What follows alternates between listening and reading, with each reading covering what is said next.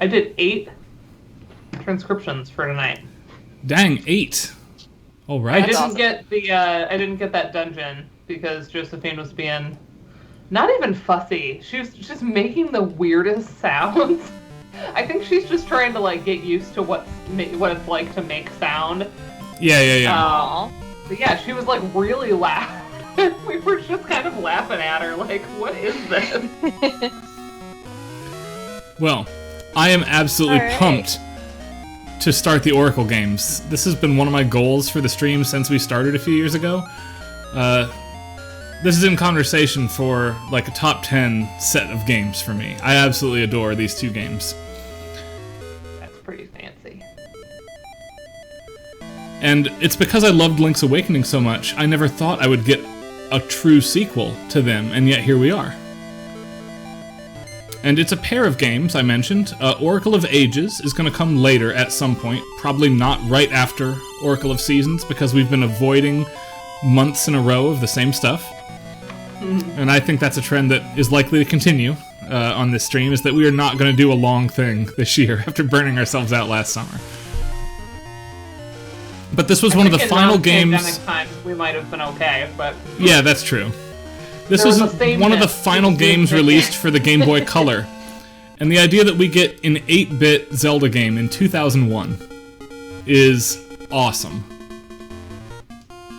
Okay, so first we have to mention, if this track sounds familiar, as it did when I started listening through the soundtrack, it's because it is verbatim the same one from Link's Awakening.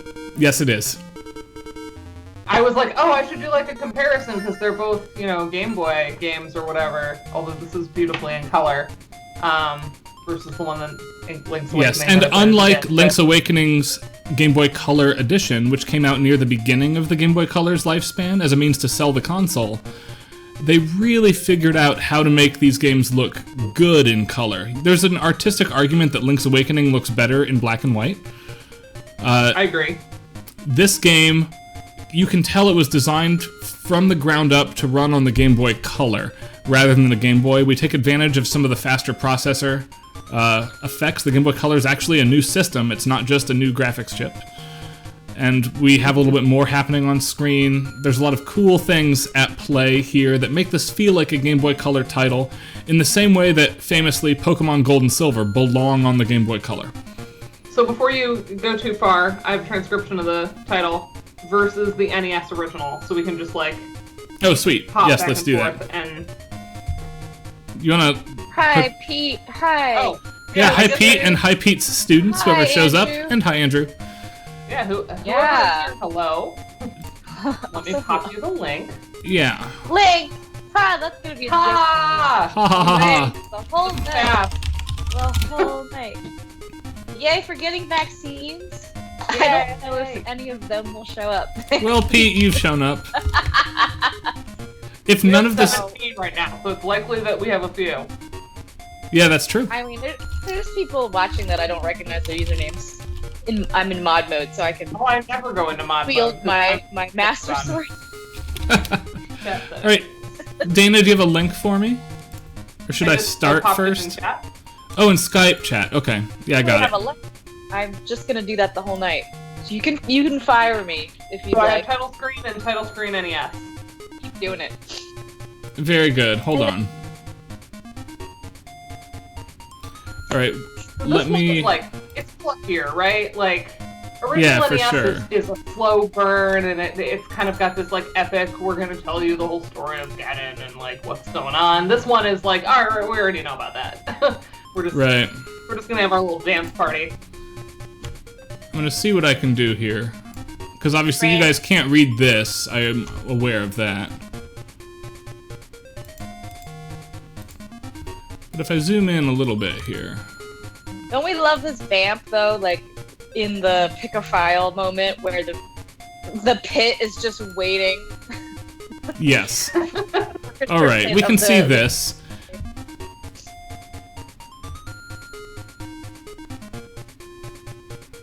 And I'm gonna swap over to the NES version, which is much slower. There's none of that slow intro Oops, if I zoom again, you could all read it. There we go. There's none of the slow intro. We know what Zelda is at this point, by the time we get to the Game Boy Color version. And the vamp is half as long. Yeah. As it is on the NES, which is important as well. Even accounting for the 4-bar intro, it's half as long. That's going to be a recurring theme with melodies that we borrow from the NES. I already caught a mistake, but, you know, that's because I did That's it okay. today. You might notice that I've got multiple save 17 files. channels. I have multiple save files because I've been sneaky. We'll talk about that later. Also, very quickly, if you start a new game of this, you start with 3 hearts. But we are starting with 4 hearts and a little Triforce icon, because I am assuming that we have beaten Oracle of Ages, taken that save file into Oracle of Seasons, finished all of Oracle of Seasons, and then thought, insanely perhaps, what if we wanted all the content and wanted to start a play of Seasons as if it were the first playthrough, but maintain our save file and our stuff throughout, so that I can basically do double damage, is what it comes down to, and get through this game faster on stream. That's exciting. Okay, so, the thing, I had chords in one of the lines, because I just forgot to separate them out. So, what I did, my quick and dirty, the way I got 8 transcriptions done for today was I did not open up the Game Boy sound files to look through individual channels. This was all just straight up Theory 101 dictation style, like, I put it as best as I could. So I don't know that stuff that's in each individual line is in that line. I just threw the bass sounding stuff in the bottom. And you know that's not how I do my real transcriptions. I dig through and I see exactly what's in what channel where. But for the sake of... And I even did that with the NES one. Just because I kind of knew that one offhand. I didn't want to dig. So... and I also didn't transcribe noise channels. I don't know. It's just like You're fine, Dana. I have a whole hang-up about noise channels. Ooh. Here we go. Okay. Like, do you notate it? Like, what do you use to notate a noise channel? A snare drum? Do you do like an unpitched? X's. Like Yeah, the line? unpitched thing. Yeah. Or do you do it on like a drum set and say, well, it sounds a little bit like this? Or, like, or do you go based on like trying to match it to an approximate timbre of some kind of a drum? Then we have to ask what the transcription's for, right? Like, if I'm wanting to recreate for MIDI, I'll whip out Finale's drum kit line and put it where it belongs. If I'm trying to make it visible, sometimes if it's just static noise, I'll type in static, basically. And if it's clear like hits, then I'll notate the hits. Just notate them as X's or whatever. The X note heads. Very quickly, I love that the music is quiet out here and loud here. Fantastic. There's the party. Yeah, there is a giant party here. Ooh.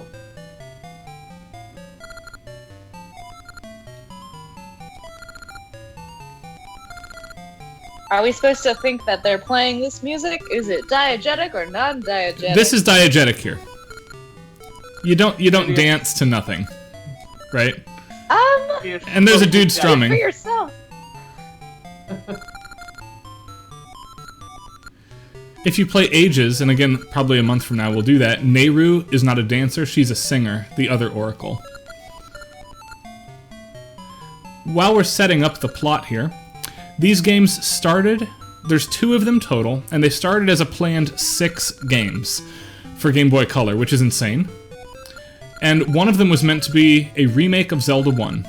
And we are going to find out that eventually morphed into this title, Oracle of Seasons. There's a lot of borrowing from Zelda 1 specifically going on.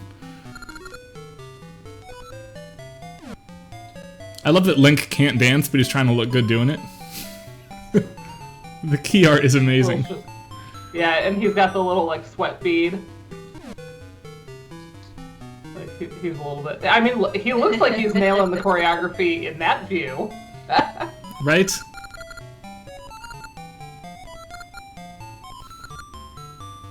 Oh, he has, like, a Triforce birthmark? Nice. So it's like Harry Potter. chosen one. You know, not a trope at all. Right. The idea of Link having a mark on his hand recurs, right?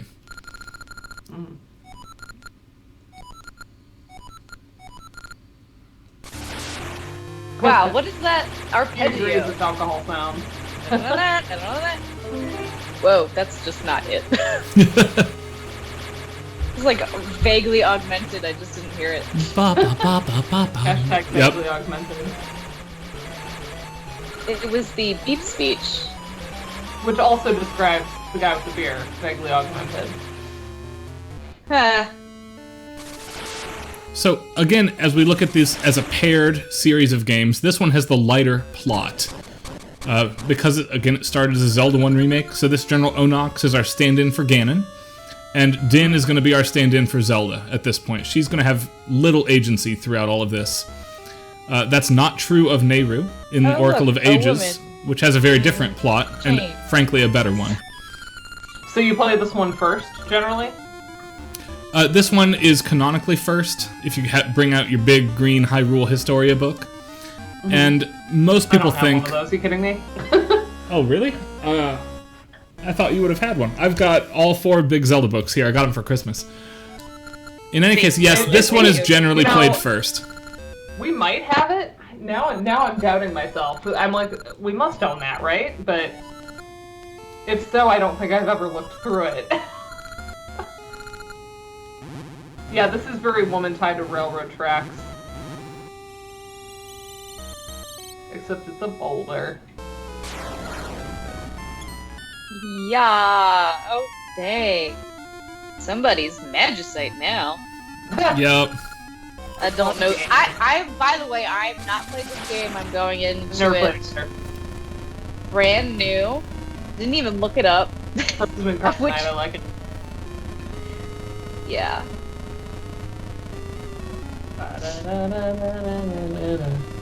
So Oh, the we're gimmick... saying bad things happen. The gimmick is that the seasons get out of whack, which gives us a very cool mechanism by which to display how good the Game Boy Color really was.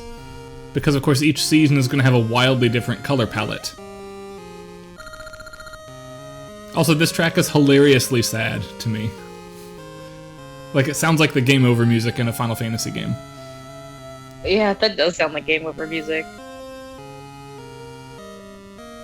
The timbre of the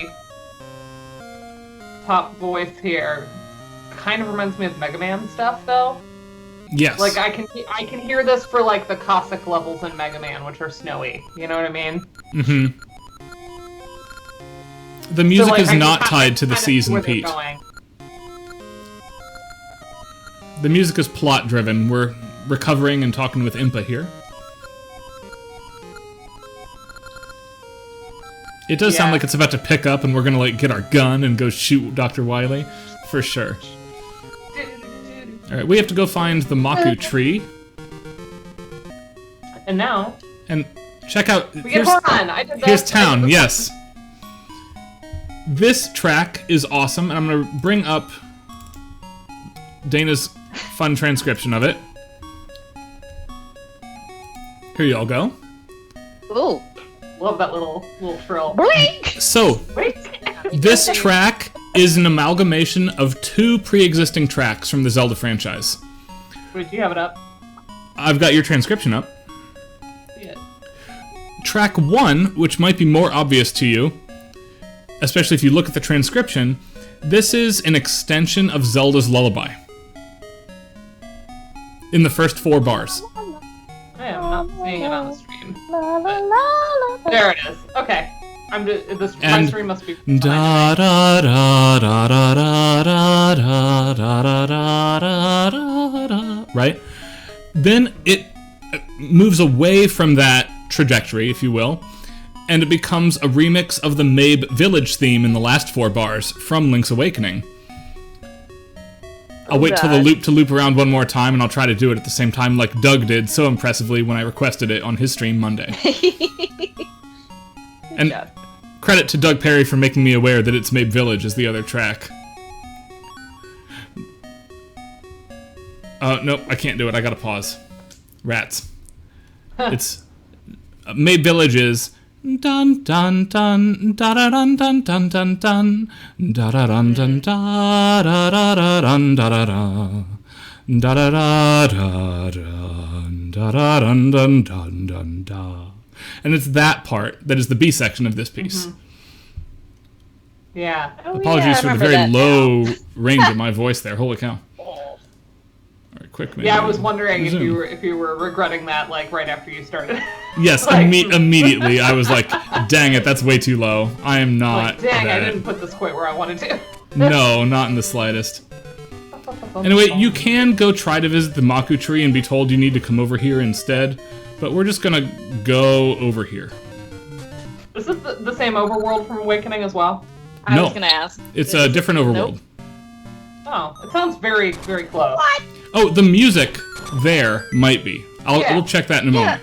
The map is different. What? Yeah, the map. We're not a map stream, Ryan. We're not a map stream. I'm not gonna live that one down for a while. That's good. Ludocartography. That's obviously going on Twitter.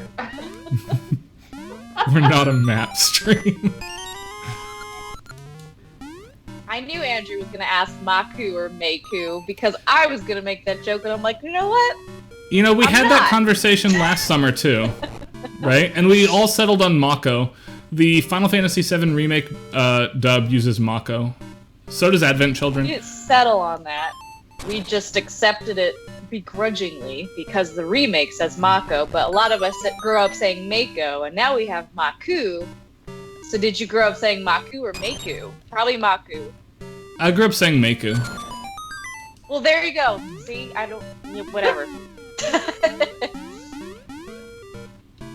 There's a lot of slimes. Indeed. So we've got our traditional Zelda sounds. This dungeon music is so weird. So this track is from Link's Awakening, exactly verbatim. Yeah.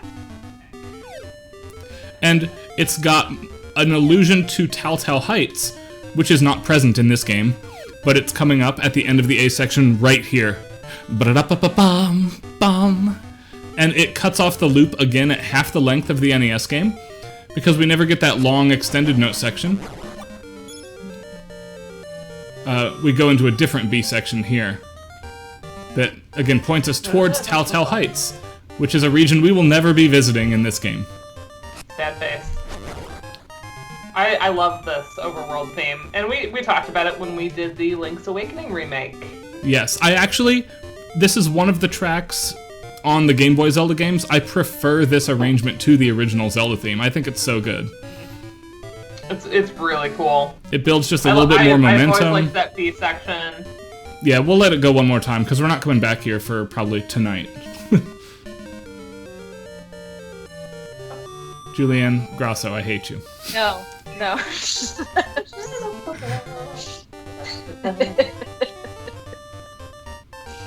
It's such a good... It's that moment, da-da-da-da-da-da, that accidental there really makes it for me. Yes, Pete, because of the B section. Note, by the way, the theme of this game, right? Every time we re-enter town is a different season. Oh.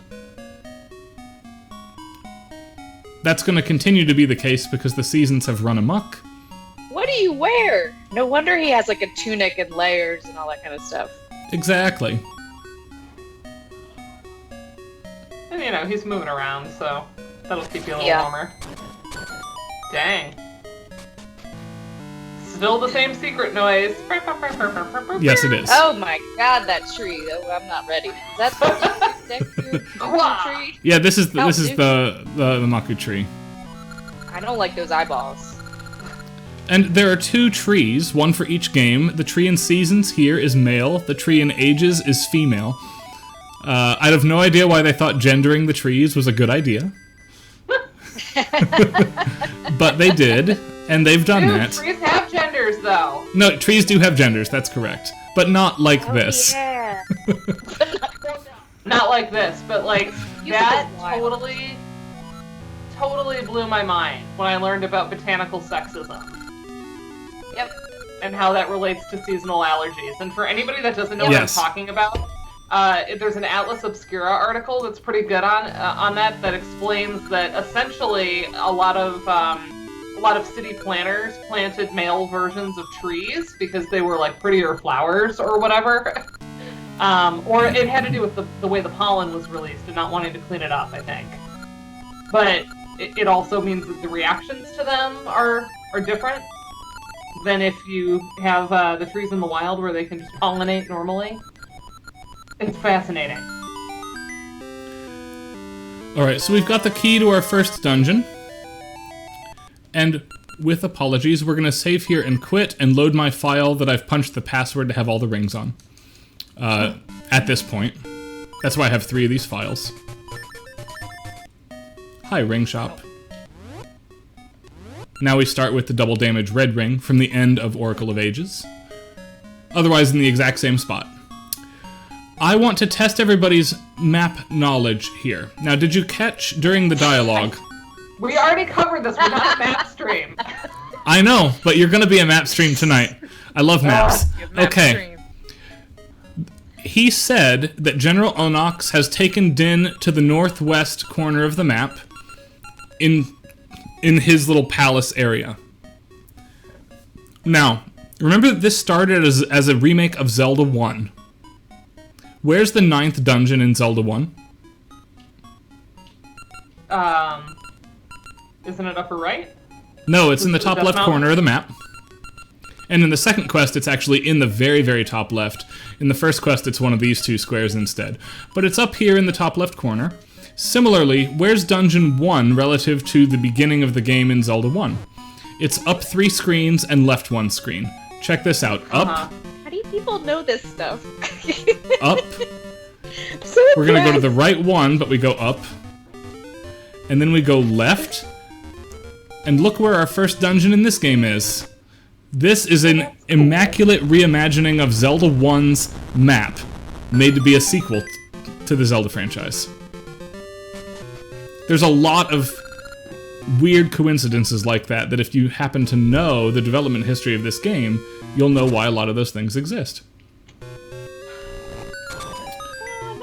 Similarly, like, why is there an old man sitting here giving you, like, dimly useful advice?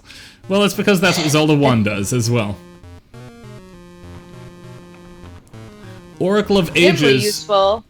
Oracle of Ages reads a lot more like a sequel to Zelda 64 in my mind, and it does not have these 8-bit style allusions to the original game the way that this one does. Bum bum. Bum, bum. Bum bum. Bum, bum. Bum bum. My favorite. The dungeon music in Link's Awakening was a theme and variations on one particular tune, the cave tune. That's not the case here. We have original tracks for every dungeon, which is an improvement, I think, in my mind. Though both games improve. The cave theme does return, and both Link's Awakening and Oracle are improvements on Link to the Past, which has only 2 dungeon themes, despite it being such an iconic, long game. There's Light World dungeons, and there's Dark World dungeons, and that's it. Team Light World dungeon? Team Dark World dungeon? Put it in the chat. Vote for your favorite. Throw it down in the chat. Smash that like button. Oh, smash it. Crush it. Crush it. Exterminate it.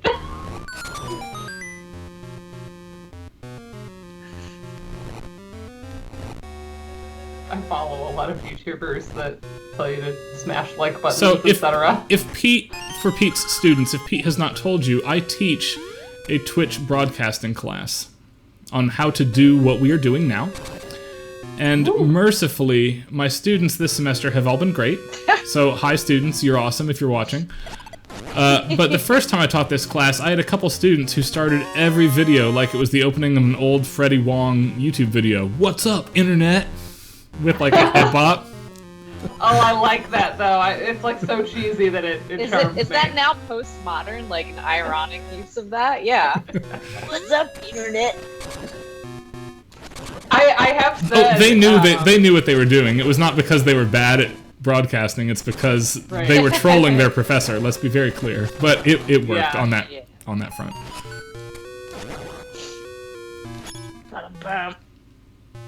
It's hard to come up with a good intro, you know, if you're gonna, because there's a lot of "Hey guys," it's like that's annoying.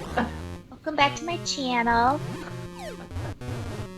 But yeah, the end is always just like, don't forget to like, comment, and subscribe. Hit the little bell. Hit the little bell for notifications. Don't tell me how I moderate my life. Too many notifications already. Yeah, YouTube. I'm short a key. I came too late. Hold on, I gotta go get the other key first. My bad. YouTube watch histories are like surprisingly personal things.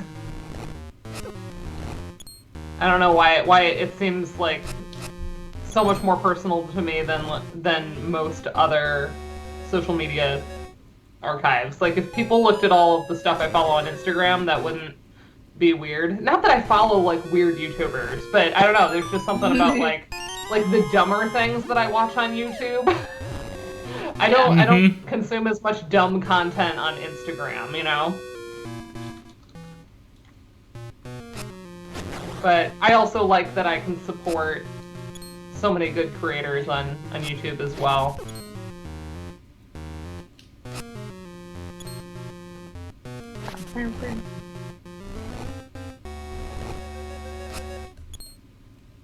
I will say it has been a pretty good semester to be the Twitch professor. My skills have been in need this semester, folks.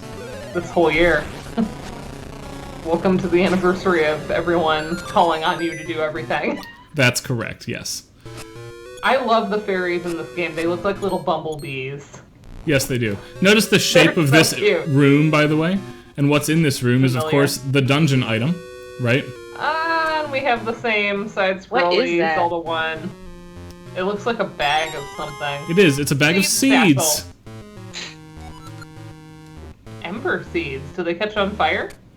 They do. They let me light stuff on fire, and specifically light lamps. Well, that's exciting, isn't that? The cat ran away. Hi.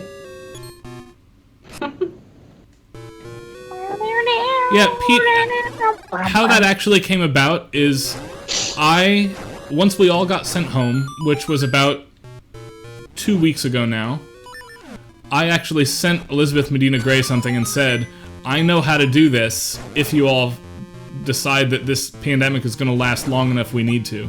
And at that point I was like, it's only going to be like a 6-week thing, right? We'll get this figured out. Like, nobody had any idea on March 14th or whatever, right? Well, I had too much faith in people. I thought people would be, like, good at staying home for a while. I know. It's Me quaint. too. It's very quaint. But I was really like, thought, like, oh, this Y'all is the just flatten the curve. Yeah, We'll all this is be the great. common enemy, right? Like, this will be so easy. We wear some masks. Not political at all. I did not expect people to turn the masks into a personal freedom thing. Like, No, me neither. like, oh my gosh. Like, yeah, they fog up my glasses, but I'm not gonna, like, not wear them because of that. You know what I mean? Also, more nerdy Zelda 1 correlation stuff. Notice the wall masters in the room before the boss. That's Zelda 1 as well from stage 1. And they got their little, like... And here, Dana, look who your boss is for stage 1. Oh, dang. He's gotten a little buff. He has gotten buff for SMT here. Getting buff for SMP. Such a good name. I mean, he's still pretty easy, though.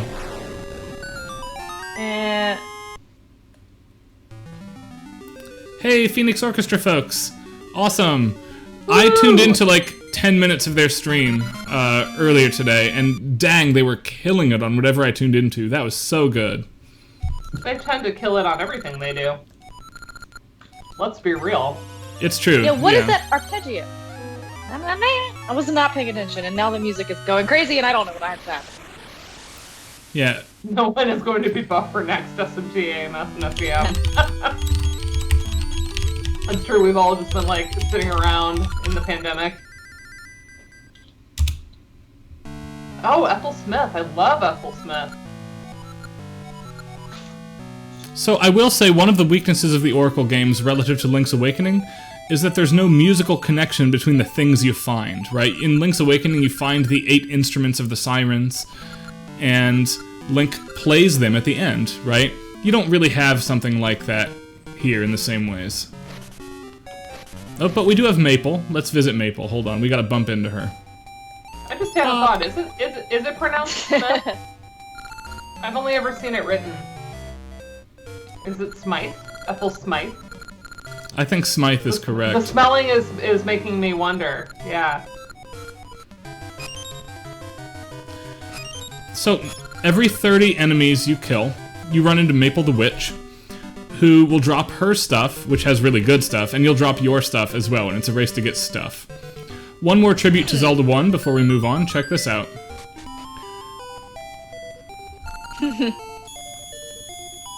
An old man who gives you money. There's a couple of those... Don't tell, you just get money. Yep, there's a couple of those spots where if you go in, he'll be like, "Thanks for paying to fix my window, you jerk." Again, just like in Zelda 1. Yeah. Now, unlike Zelda 1, spring or summer. we are this is spring right now. The light green is spring. We are very gated in where we can go. This map and most modern Zelda games are more like a Metroid-style gating that you unlock specific parts of the map. Zelda 1, you can wander like 3/4 of the entire map from the get-go and just be out of luck as to figuring things out. Works a little better here. Yeah, Ray Fawn Williams always threw me. Yeah. So now that we I heard have somebody say that. now that we have the seeds, we can burn down the bush. And then go. I'll get more ember seeds That's later. great for the environment. So now it's fall over here. Oh, we have a cameo piece of music. Hello. Oh. This is the Song of Storms from Zelda 64, just showing up because it's cool. Honestly, there's no real reason for it to show up here. I love how this, because it's like for Game Boy, it makes it look like it's pre-Zelda 64, and at first you might think, oh, maybe like Ocarina of Time got it from this game, but it's not how this works. Right, it's the other way around. And Yeah, we but just rarely aesthetically. see an official release go from newer technology to older, which I think is very cool. Yeah. We'll be back to that windmill the second week we do this game. Here we have to visit Rosa instead. Oh, yeah, Subrosia. Subrosia. I did this one. I did this track. Yes. Once I get into Subrosia, we'll hit the track. I'm going to do the minigame first, Dana. This is Sounds good. 2D stealth action. If she sees you, she'll run away. She doesn't want to reveal that there's a portal to Subrosia on the overworld here. What is she? She is a Like a- Subrosian, a new Bird, race like of Zelda people. Birdo Mage. Oh, okay.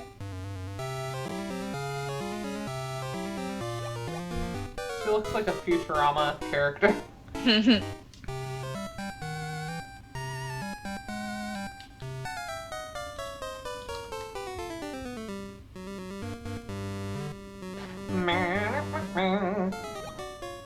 She has a butt for eyes. I just assumed that was like a pupil. Oh, one eyeball. Yeah, like a cyclops. Okay, now, oh yeah, I see it like that. Instead of a butt crack, like I'm seeing it, like I'm 5 years old. It just reminds me of the Final Fantasy pig woman. Okay, God. now, everybody, I need you to make a decision. Everybody gets to vote in chat at this point. Yay, voting! So, in the process of playing these games, we will have the opportunity to recruit one animal companion permanently. And I've eliminated one from consideration because the honest truth is I don't like that one very much. And it's not really gameplay fun to watch either. You all get to choose right now between Ricky the kangaroo or Dimitri the Dodongo as my permanent animal pet companion. Dodongo versus kangaroo. right, we've got to vote for kangaroo. All right. We One got to for vote. Dodongo. Yeah. One for animal discrimination. Thanks, Kate. Is Ricky the kangaroo? Ricky's the kangaroo. Okay. 2 for kangaroo, 2 for Dodongo, 3 for kangaroo, 4 for kangaroo, no bear. Sorry, Cogland, Sad I don't like Moosh the bear. Also, 3 Moosh for is a dumb name. Dodongo. Alright, speak now, forever hold your peace. I vote Kangaroo is winning. Oh, now it's tied. Oh, Karen votes for the Dodongo as well. Okay, so I guess we're doing Dodongo. Alright, we will do Dimitri the Dodongo. Now, which means I have to load the other save file. Once, though, check this out. This is a ridiculously difficult dance game that to unlock Dimitri you have to win 8 times in a row, which is why I have a save file we're about to warp to. Nice. This is a rhythm action game where he will do either, he'll bop his head left, he'll bop his head right, or he'll do a big flourish. And I have to hit left, right, or A to keep up with it. You'll see. What? Left, left, chink.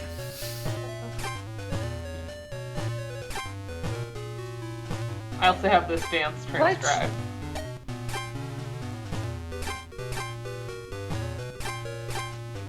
That's very confusing.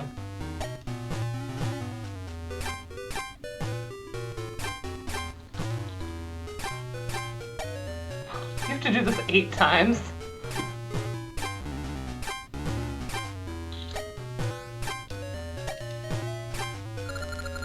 So that's time 1. Time 1 will get you the boomerang, which is what you need to progress.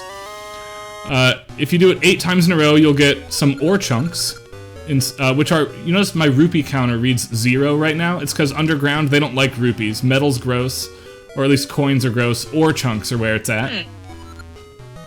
Oh. Gross. In any case, we're going to save and quit and load the other file.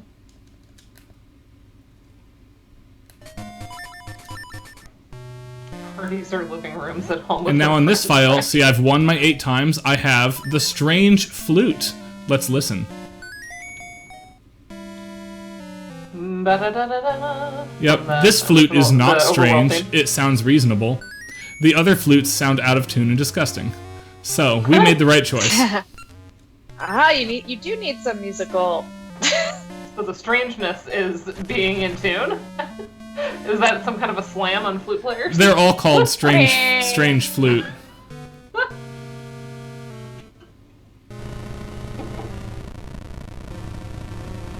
Actually, if you look at Tim Summers' book, he has a long-form, excellent explanation for why they chose the ocarina, and I do believe, after reading that description, that it is the correct instrument. You mean the book that I have not bought yet because it's a lot of money? Yes.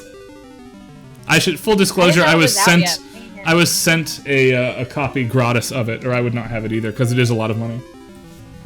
I really do want it, and I love Tim, But and I want to support him. Here it's it is, just Tim's so book. Much money. And look how beautiful that is. the book is glorious. I'm not surprised. I mean, it's Tim, but yeah, and the writing is absolutely superb. Maybe I'll offer to review it for something, so they can send it to me. Yeah, that's what you got to do. that's how I got his other book. I reviewed something else for that press and asked to have Tim's book. Yeah, is how that worked. The traveling Tim's expensive book. That's funny. My problem is I tend to be too nice in reviews. like I've been called out on that. Like, you need to be more critical. You need to find something to criticize, and I'm like, but what if it's just good? Sorry. What if I think that this is good and I'm clearly the target audience? The last review I wrote was a superlative review for Will Gibbons' book, which, by the way, is excellent. I mean, it should be a superlative review. But I had very few critiques, and I thought of a couple later, now that I'm teaching it as a course textbook. Things I've had to add to a couple lectures to contextualize things that are not there. That I wish were there. But, on the whole, it remains like an excellent, outstanding book. Yeah, I think all I could come up with was basically like, if I were writing the same book, I tend to do more like transcription and analysis of transcription, and oh, he didn't do that. But it wasn't a slam. I'm like, that's literally all I can come up with. I was like, I enjoyed this for what it is. I think it was effective. Actually ended up having to pull the review because I couldn't find enough critical to say, and there was enough back and forth about it. When I was on revision 4 for a book review, I was like, it's like... Yeah, this that's was not tough. supposed to take up this much energy. And luckily, I didn't feel too bad because it's not like I had been sent the book. I already owned the book. So luckily, I didn't feel like I had scammed them out of it or anything. But yeah, it was just awkward. Right? I was just like, my writing doesn't suck that bad, I don't think. So. Alright, so now I have the Rod of Seasons and the Power of Winter from the first of the corner towers. I cannot access the others right now. G7 chord? You're a G7. No, it's not that. I'm just trying to figure out what that little arpeggio is every time there's an announcement. Oh, that's going to continue to come back, don't you worry. But every time it ends, we immediately go back to the regular music, and I'm just like, oh, brain erased. I don't remember. So, Dana, this will be one of our only times in Subrosia this stream. Do you want to hear that transcription very quickly? Yeah, I have both the Subrosia, and then I have the dance, and then I have the Treasure Grove thing. Yeah, let's start with Subrosia's main theme. Let me see if I can't get that up. You're a G7. Because you mentioned we would be here in this stream, so I did all the themes that were labeled that.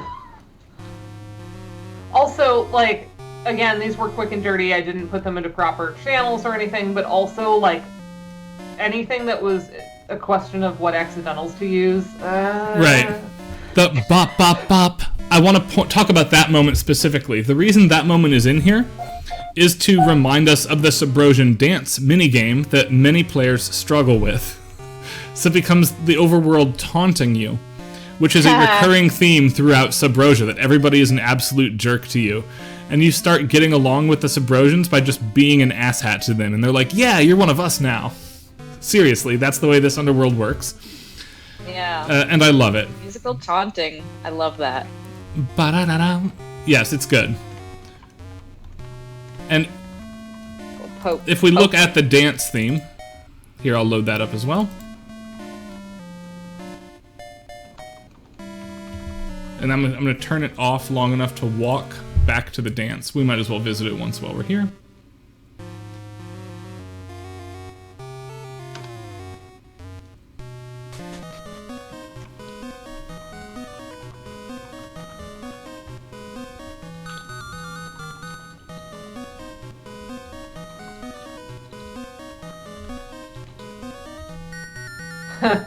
Well, the funny thing is, B sharp, if I'm opening stuff in a tracker, it's always going to be the sharp, right?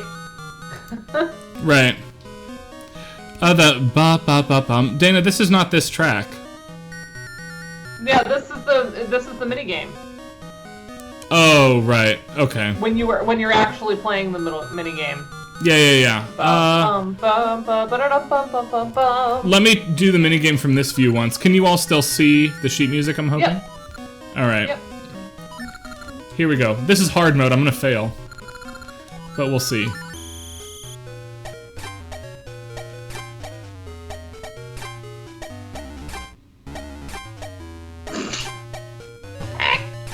Get it back in our head.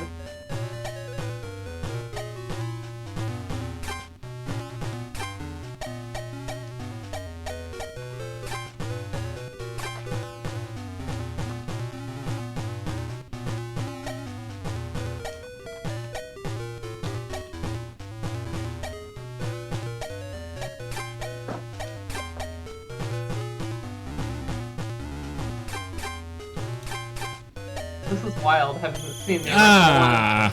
It's terrible. Get out of here. That's so mean. Lose. Yeah, see? You're terrible. Get out of here. That's so mean. It took me a long time to unlock Dimitri's flute, so that's why I'm kind of happy we all voted Dimitri. Good job, team. In any case, let's go back to Holodrum, which is our overworld. We're not in Hyrule, by the way, canonically. We are in the land of Holodrum next door. Holodrum? Yep. This beatnik guy, what is he? I love the beatnik dude. He gives us advice on the Rod of Seasons over and over. This is the second conversation we've had with him. I kind of blitzed through the first one. But this is our tutorial for what the Rod of Seasons can do. It only has the power of winter. And yes, I understand. Check it out. And again, we're really putting the Game Boy Color as a piece of hardware to use. This is... the first time I did it on the hardware, it looked glorious. Check this out.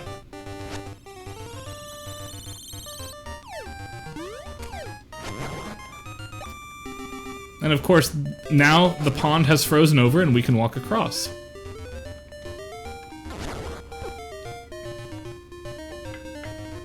It's got some other applications as well. I think that is... yeah, see, now I can't get back. Because in fall, the tree leafs out and I can't get past it. I'm stuck now. Ah, cool. Like leave me alone, man.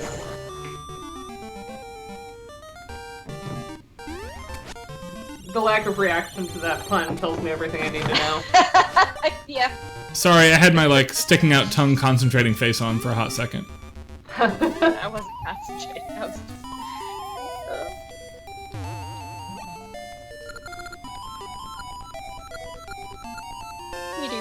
boo boo. She's mad that we've invaded her house and simultaneously we are not Santa Claus, so we have to shoulder walk. That makes sense. That was nice of you to do that. Anytime, y'all.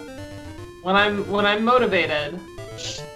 I mean, I did 8 of those between yesterday and today. Luckily, they were short, so anything that's like NES, Game Boy is gonna go a lot faster. But, yeah, and Pete, I can send those, or Dana can send those your direction. I posted them in chat. Oh, okay, good. And it's turned out like anybody with the link can view. I always thought the like looked like pancakes, like a stack of pancakes. That's where it is, right there. Okay. So I do have to go all the way around. Hold on.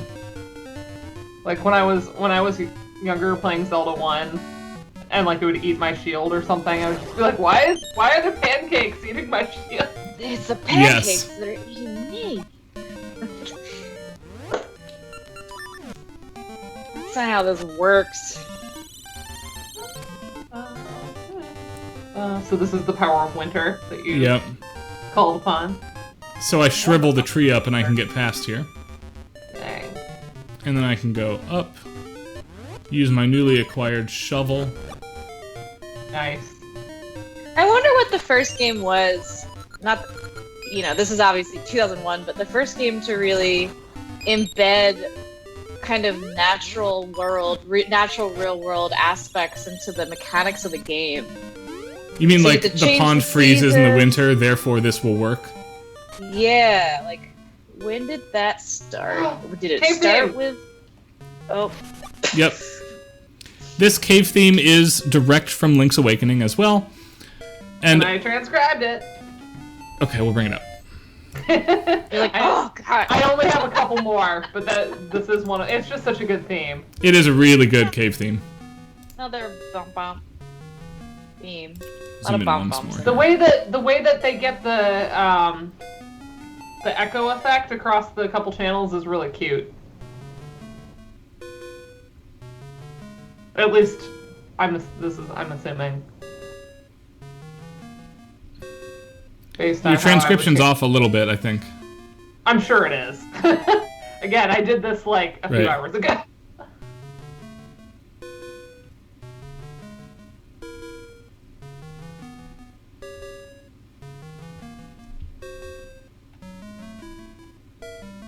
Maybe it's in a different meter. I hadn't thought about that.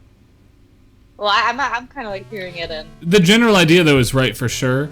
That Yeah. the echo effect is by having single lines across multiple channels of the Game Boy hardware. Yeah.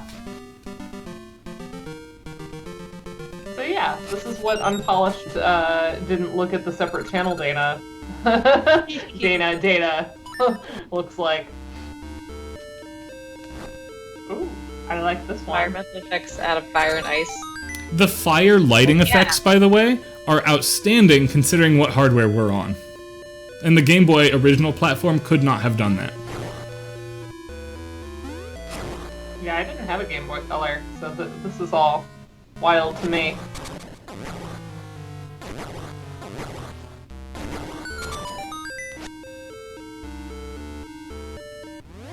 Yeah, it seems like as soon as we decided that one way to differentiate level design would be to place stuff in different environments, then we start having to figure out, like, okay, how's that going to affect gameplay then? Like, ice being slippery, you know, having, like, a physics... Yeah, drawing from real life physics rather than something so crazy magical beyond. Yeah. I should know what the first game to do that is, but I don't offhand. Ice Climber? Climber. For the arcade? Ice Climber is always icy, though. It doesn't have the variation, right? True. Yeah, it's interesting, because, you know, so many of the very first video games were either mimicking sports or space things, right? That's what I was gonna say. Like, it must have been Space War and all that. So, like lack of environment there. Yeah, any sort of sports or racing in which you are in different environments, like, oh, it's icy racetrack, so you're gonna slip around and have less handling. That kind of thing might have been common in the arcade times. But a lot of us don't work on stuff quite that early because of the lack of sound in so many of... Yeah. It's like, I'm never going to do a paper on a Fairchild Channel F game because it doesn't have a sound channel, right? Right. Fascinating technology, but it's just not something I'm going to talk to. That's not for me either. We're going to do the thing that Dana doesn't like me doing. Sorry. I'm warping to the beginning of the dungeon by saving and quitting there. Because I got lost. And I'm bad. Alright. There's things that annoy me more than... It's when I start doing it on the overworld all the time that Dana really starts to get upset, like with that Zelda 3 run. Well, okay, the Zelda 3 run was because you were, like, speedrunning it, and we couldn't, like, get our bear... I was like, why are we doing things in such a weird order, and, like, now that track is gone and we can't talk about it. Yeah, that was terrible for this format, wasn't it? Yeah. Oh, man. We get to read it, though. We get to talk about that in a few weeks. Yeah, we are going to be redoing Link to the Past a week and a half from now. I'm slowly making progress in an attempt to have a finished 3DS file to work from for that talk. That'll be great. Yeah, y'all will have to let me know if there's anything. I can try to do a more polished transcription of if there's any particular, you know, like pair of tracks we want. Oh yeah. I have some old ones too from Link to the Past. Yep. Yeah, like they're probably. I know I may have a few. Here's an oldie item, by the way. Again, thinking of this as a Zelda 1 remake. We don't have that the. Looks like a croissant. It always looked like a croissant. That's actually the sprite from Zelda 1. Oh! I never got that far. I was like, wow, this game is hard. Let me not play it. It's totally a croissant. By that time, I actually had a Super Nintendo. So Zelda 3 was my big first Zelda game that I actually cared about. Still one of my most replayed. I just think Link to the Past is just it's so satisfying to play. These lappy snakes, they're so cute.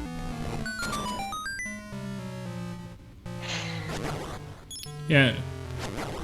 Julianne joined me and some of the Overclocked Remix folks for Zelda 3 a couple weeks ago. Eventually, yeah. Was it a randomizer? What was the... Yeah, we were all running it randomized. Yeah. I love that sort of thing. What was I doing? Why didn't I watch? I mean, the answer was probably the baby was doing something. I think so. But yeah, I don't like, I had intentions to watch, but I also have, like, goldfish brain now. Like, I don't remember things very long. Because I get distracted distracted by, like, the baby. I'll be like, wait, what did you say was happening? I want to see the baby. But it's okay, I don't mind. She's cuter than most other things I could look at.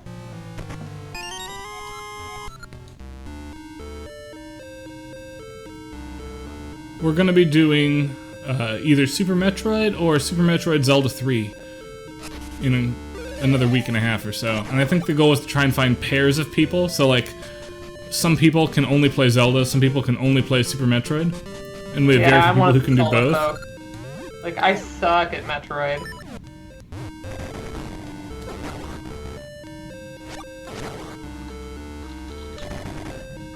So you need the power bracelet to move those heavy bars, incidentally, which is why I hit the dead end and was like, oh, I forgot to go get it last time.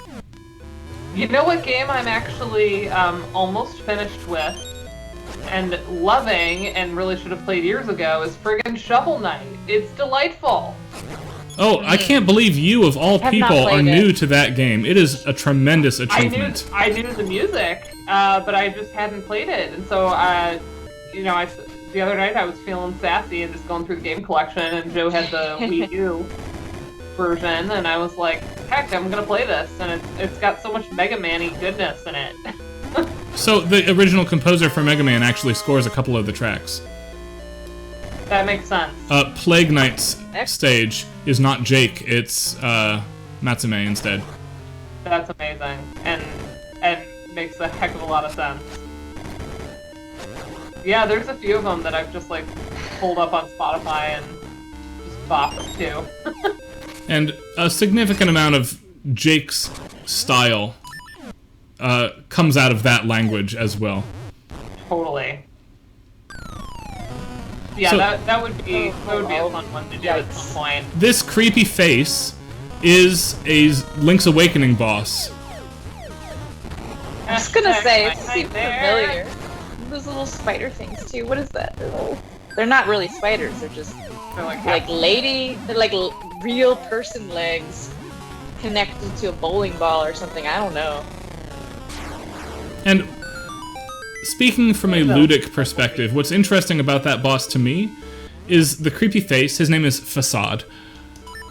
Is the 6th boss in Link's Awakening. Here we are in stage 2 of this game, and it's a mini-boss here. Like, Seasons cranks up the difficulty significantly.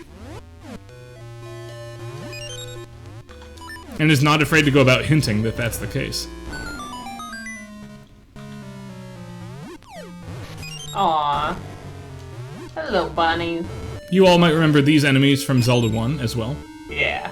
I don't remember. What's their dumb name? Pole's Voice. Pole's Voice. It is a dumb name. I don't love the names of many of the creatures in Zelda 1. I don't think I'm alone in that. No, not at all. Yeah, Pole's Voice. Like, what? It's Bunny Rabbit. Come on. Alright. Those spinners are very interesting. To solve the issue of the spinner, you'll notice I can't get to the room on the right from that side just yet. Give me a moment here. What we can do is go down here, and you notice it reverses direction now. We have to manually loop all the way around, at which point it will shove me to the right instead of to the left.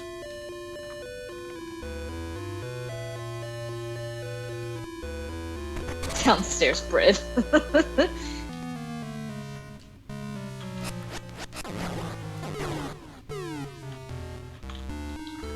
I love how low the bass gets in this track. Oh, that's the key I need, though, is right there. I forgot to get it. It's just really sad. Oh. There we go. I've been on a roll lately with, like, my meal planning and actually using up produce and stuff before it Can goes you bad. plan my meals, man? I'm so bad. I can. It just depends what kind of cooking you like to that do. I'm willing to do. Yeah, exactly. Like, Yeah. like I could do all sheet pan meals for you if you're into that. Always. I have a lot of those recipes where you just dump things on a pan.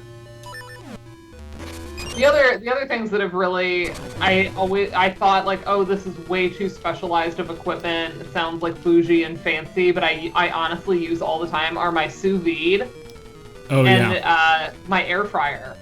Like those are things that I probably would not have bought myself.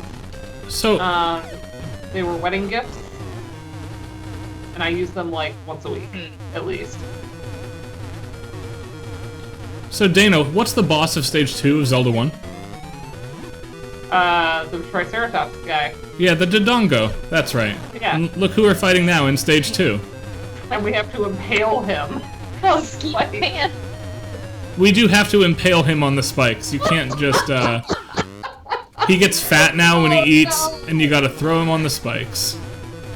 Oh no, Kate. Oh no. Skeet pan.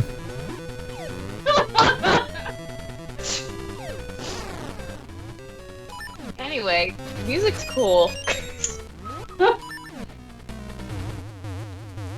Hey, there's a lot of songs that mention skeet. Yes, Like, there's so many. so many songs. No, I do love sheet pan meals though. I have so many. This track also, by the way, I glazed over it last time. This arpeggiated run is also from Link's Awakening. Yeah. But nobody ever spends a lot of time in these rooms. You go get the thing, right? How quickly did this come out after Link's Awakening that they did, or was 7 or 8 years afterwards. This is intentional references. Okay, so it like we're sharing stuff just because we're on the Game Boy, Right. updated Boy, but still the Game Boy, and then we're making intentional references. This isn't like, oh, we were in crunch, so we. This were was not a trapped rushed from- development decision. This was, we wanted Right, to okay. be a sequel to Link's Awakening, explicitly. Okay. Okay. Yeah, air fryers. It took a close friend who is about into cooking the way I am to say like, oh my gosh, I do all my vegetables in them, and I did, and they're delightful. It's like roasting. I was already a fan of roasting a lot of my vegetables. Also, Yeah. sheet pan dinners. Good roast. Yeah, so like air frying is kind of Yeah. the same idea. You just throw stuff in there and it just gets crispy and wonderful. So, Yeah. eggs. Eggs are all the rage with girls now. Okay. Sure. You're a boy. You're you don't need it. boy. You don't need eggs. I'll give you my doll, which of course I need I more. don't. I'm Uh, not gonna read into any of this at all. this is Yeah. there's a long trading mini game as a tribute to Link's Awakening, which had a long trading mini game. So now I've traded the doll. Oh, I don't need the fairy. I've traded the doll or the egg for the creepy doll. The creepy doll is mine now. I was gonna say it if Elizabeth didn't beat me to it in the chat. Can I offer you an egg in these Eggs. trying times? No. In the Game Boy game, That's Link so is awakening. passive. Literally, that's the thing. Link is Why? waking up the entire game. That's why it's called Link's Awakening. That's not at all. what Ryan's I like, here's the wholesome, true answer.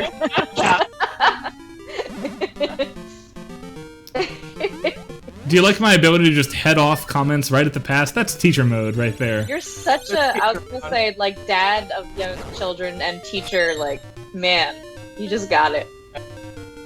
Yeah, I'm not even the biggest fan of It's Always Sunny, but I just love that moment of Danny DeVito in the taxi cab holding like a single hard-boiled egg.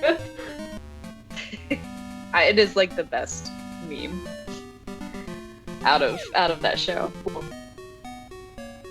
There was like a nice little musical theme 2 screens over. The Song of Storms? Oh, that's right. It was Song of Storms again. Yeah, Okay. yeah. I was like, oh, I like that. But I didn't hear enough of it to really catch where we were. Who's that guy? I missed it. There's so many weird This guy's a guys. painter. Aw. Oh, that's why he's got it all over his face. Yep. I guess seeing scenery from all the seasons is kind of nice. In the post game, and P.S. there is a post game. You can come back and talk to him. He does some stuff for you. Aw. That's me. Yep, I got to name this baby earlier off stream on this file, and Pip is the default, just like Link is, so I left it as Pip. But I'm stopping by now because they can't afford to visit the doctor, and Yay. God, we're gonna lend them 50 rupees. the baby's sick. So, now they have enough money to go take the baby to the doctor. Good. I didn't realize this was set in the US. That stinks. Wow. Yeah. Harsh. Yeah, their GoFundMe didn't work. Oh, that was cute. Little flower trampoline. Link can do that also. That's a teaching screen and a very Nintendo move. Yeah. Well, they know how to teach you. Right. How Just to like do the... Hi, Composy! Just like the power bracelet, or just like the seed satchel gated our access to the eastern side of the map, the power bracelet gates access here. So now up we go. Composy is awesome, by the way. Another person from Minnesota who I had a blast listening to her after Doug rated her last week at the end of his stream. And she is a fabulous. fantastic singer and musician you all should be checking out. Sounds great. I love going and discovering stuff through Doug's stream. I'm not always good at being tuned in to Twitch at the right time. Like, half the time I see his Marimba Monday posts on Tuesday, and I'm like, Greg! Yes. I'm like, Right. oh, okay. So, again, And talking do about that, too. revisiting late bosses from Link's Awakening much earlier here to suggest that this game's gonna be hard. This is Blano. He's the final boss, or the final mini-boss of Link's Awakening from Stage 8. Got it. And I'm now in a punching match with him. I'm also gonna lose. I'm not very good at this. Wow, punch out. Oh, no, I lied. I win. It's sumo wrestling. I just knock him out and I What? win. I win. I'm the best. Why do you have boxing gloves if it's sumo? I don't know. That's inaccurate. I've gotten Ricky's gloves. We're gonna go visit, though we did vote for Dimitri. We need Ricky's help to progress. So we are gonna briefly... Oh, we get to see him. we do meet get to him. see him anyway, yes. Nice. Well, then I'm happy. Alright. Hello, Hi, Jarrell. Jarrell. Hi, Drell. Apparently we are a map stream tonight. I'm still not gonna live all my map comments down. We're totally a map stream now. They came at the same time. Alright, so here's Ricky, the kangaroo, who has lost his boxing gloves and is super sad. Goodness. He's so cute. He's a big boy. Well, I think it's so Link can ride in his pouch, right? Yes, Oh. The image I remember seeing. that's right. Link's a small boy. Check this Oh, out. there we go. Oh my Tornado. gosh, why didn't we pick him? He's so cute. He's large too. If you look left and right, look at this. Look how big this sprite is. I love it. The boxing kangaroo. Excessive. Oh, I love him. I love him so much. Bouncing noise, man. What in the The Mario are doggo we doing? cute. Yeah. And he can punch the electric things because the boxing gloves don't conduct electricity, right? Or he can charge up a big tornado. He's just good all around. This I don't is get the tornado thing. Like, what? I mean, I guess it's like seasons and weather as well. no, it's because they wanted him to be cool, and he is pretty cool. Tornadoes, man. They're like the alpha male of weather. Hold on a second, Ricky. Wow. I need something creepy to send Right chills there. down her spine. It turns Oh, out the the doll. creepy doll is what she needs. That's right. Well, we're gonna take the iron pot now. I'll take well-seasoned iron pot. That's worth way more than a creepy doll. Right, winner. Yeah. The kangaroo's You get to real touch something catch is the kangaroo breaks Link's Awakening completely if you could have him there. Watch this. Remember all these cliffs in Link's Awakening that were used to gate basically all of Koholint Island? Ricky just up and jumps up them. Yep. He's just like, whoop. Alright, say goodbye to Ricky the kangaroo. That's all we're gonna see of him this Oh game. my gosh. He was so cute. Bye. Bye-bye, Ricky. Punch, punch. Alright. He's my new favorite. There is some great sprite work in this game. Yes, this is one of the all-time good 8-bit sprite games. Yeah, I'm really digging it. All the new graphics that are clearly new for Oracle, that are not borrowed from Link's Awakening, are immaculately well done. Yes. Oh, little shopkeeper dance here. Yeah.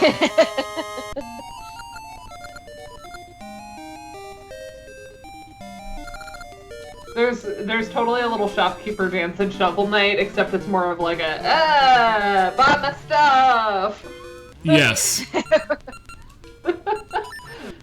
And it makes me laugh because I was playing it alone, but I was thinking of everybody on this stream. I'm glad that Karen is also doing it at home. Yes. Even with the vaccinated arm. Yeah, That's right. That helps. Like, I couldn't lift my arm the next day. Yeah, there's such a varying reaction to the arms. I mean, and everything else too. But So mine did you was, all like, have, while exactly we're kind of like waiting for me to get to the next Subrosia moment here, did you all have the Pfizer or the Moderna vaccines? I got Pfizer. or the Janssen and Janssen and Janssen. I got Pfizer. Okay, yeah, I'm having the Pfizer one too. And I Monday, only I had have the to- first one. I have to Ooh. drive into Detroit. Dang. Just as I, Sakura, predicted. The time has come when a new power of seasons is needed, blah blah blah. Yes, we'll go do that.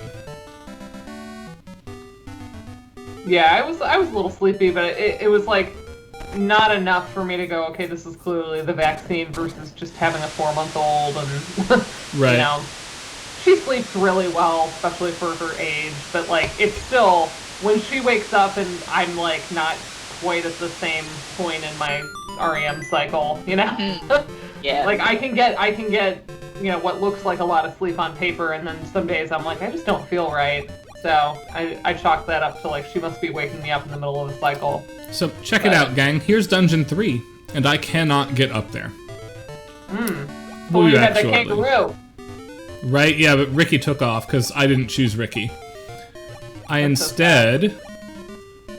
I regret my vote having seen him, but maybe the Wow. Dodongo is cuter. Poor Dodongo. Well, here's Dimitri up here.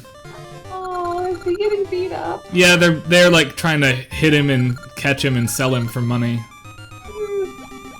Okay, you have Hey, to rescue him. please. Oh my gosh, his little helpless. Ah! I have a lot of hormones, y'all. Dana's just sobbing. Right, we'll just buy off Dimitri here to keep him Have a lot of safe. click. You Just save have a me, lot of I'm click. Dimitri. Dimitri. That's so weird. You're named Link. Goofy. If you play the strange flute, I'll try to come find you. So now the strange flute is Dimitri's flute, and I can summon him whenever I want. Oh, I chomp when you press A. Okay, I like him too. He's cute. All of the animals are Oh, his little adorable. And Oh my gosh. you have the flippers early with him. You can sequence break both games. Because unlike the cliffs, water is used as a gating barrier a lot of the time in these games, right?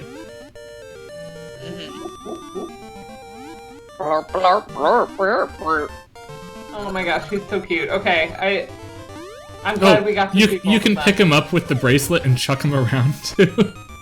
Aww. Dang, You he's just very got powerful. now. He's very powerful. I like him. I like his chomp. He's very chompy. He does not do holes very well. And he's weighty, so in fall, like, he'll fall into the hole. I would say. He's like staring at it like, oh no. Right? You gotta kind of, like, carry him over some stuff. Oh, he's cute. Both I of like the two animals are Yeah. absolutely adorable. There's a third one that was not given as an option. Is it also cute? It's a giant, like, bear with wings. It's very cute. But it's just not quite as awesome.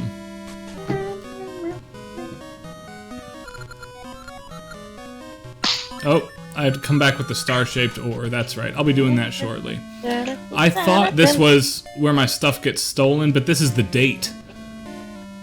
So, context while I go dig up the thing I need to get on to go on my date.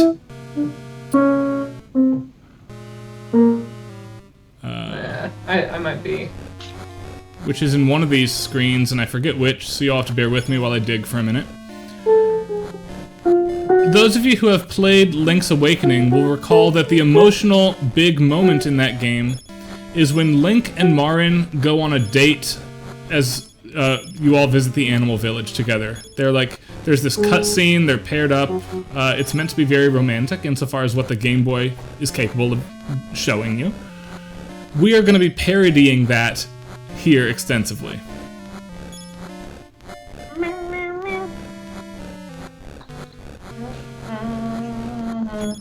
But first, I have to dig up the star-shaped ore here.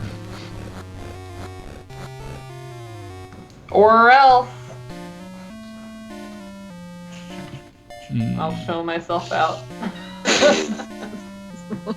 We'll try this screen next. I have no idea where it is. If somebody remembers exactly what screen it's on, please feel free to tell me in the chat, because watching me dig around is not awesome, and I appreciate that. Never played, so no help here. It is on one of these 4 screens, though, so...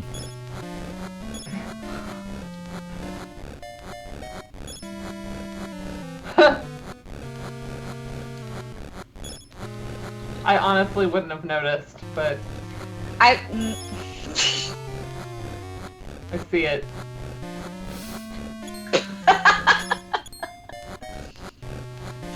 It is not random, it is set. And I just cannot remember where it is set to. There it is. Maybe you can trade it for something special. To the shop. Maybe.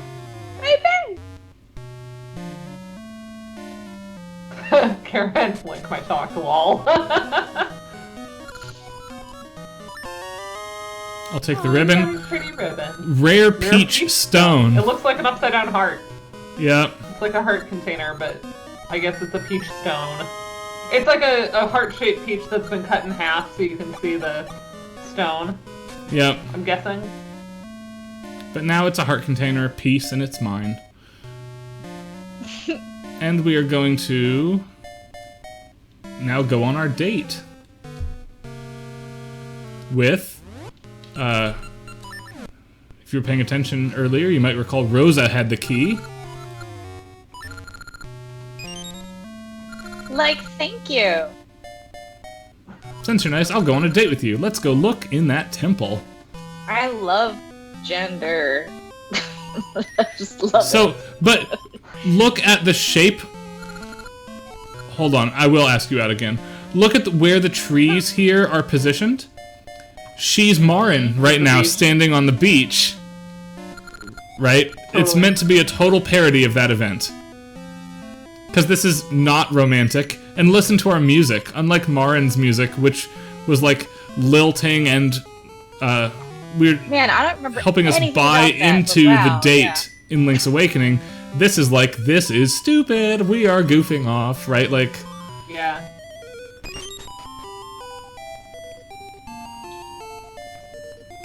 But Rosa has infinite keys, and you do actually have to take her on multiple dates as you gain more access to Subrosia to unlock all these doors. The only required one is this time right now. Gender for days. Chompy Dodongo. No. I actually like escort quests too. I know some people find them annoying. Wait, so yeah, I was being like facetious. Right, yeah, Julian meant not that. Yeah, there are annoying ones, but in general, I don't mind them. It sort of depends how the one being escorted behaves. Sometimes, like, if their movement speed is really mismatched to your own, that's annoying. Yeah. See, I like it when your partner character has real agency and is useful. Like Elena in Uncharted is a crack shot. She'll kill everybody for you if you just take your time. And she constantly tells you to keep up, right? Like, that's an escort mission type thing. Yeah, that's like But when you're like having to That like breaks the rule. awkwardly slow down your pace because the NPC like walks really slow, I hate that. Yeah, I'm my not feeling that at God. all. So now we're gonna gain summer. We have winter and summer now. How many days would you say of summer? 100? Enough. That's what I'm gonna say. Thank you, Dana. I mean, you've got your manic pixie dream girl right here. You're going on a date with her. There she is. It's true. There's Rosa, manic Exactly. pixie dream She girl. has- She has a ribbon in her hair. Yeah, It's obviously. quirky and fun. She is quirky. She's like, and she's just the right amount of so quirk feminine. Yep. So, You know. what may have occurred to you, though we are not going to do it right now, is there are multiple exits to Subrosia, which is a smaller map than Holodrum, and we can warp around Hyrule by cutting through the other place. By cutting through Subrosia, we can warp across Hyrule more efficiently. So if I wanted to go back to the northeast, for instance, you all might remember that exit is 2 screens north of right here.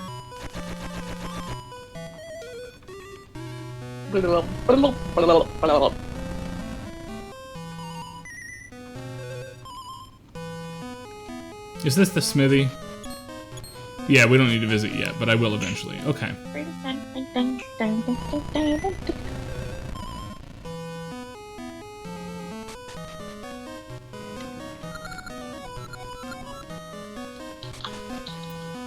Someone near here needs the, someone in Subrosia needs the iron pot, and I forgot who. But we'll come back later, because I want to move and do a couple more dungeons on stream tonight.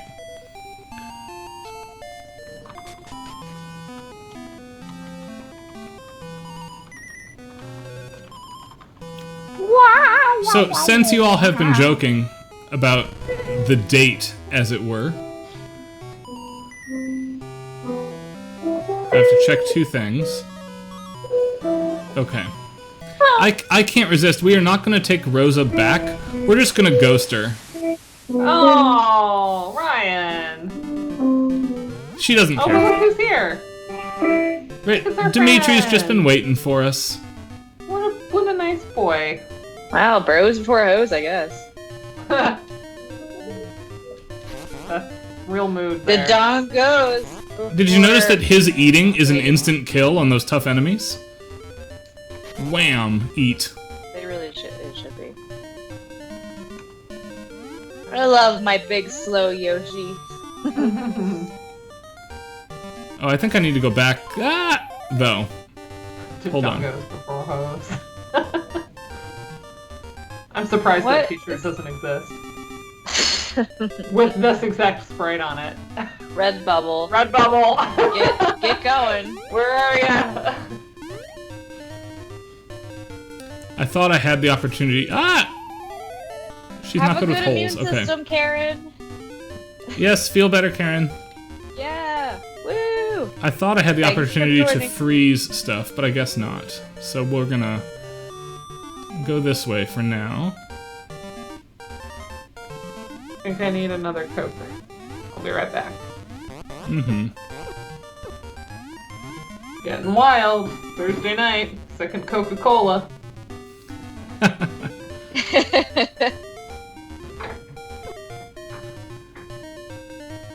Yeah, I did not want to drink on stream tonight because Pete was bringing his students, and I wanted to like be responsible.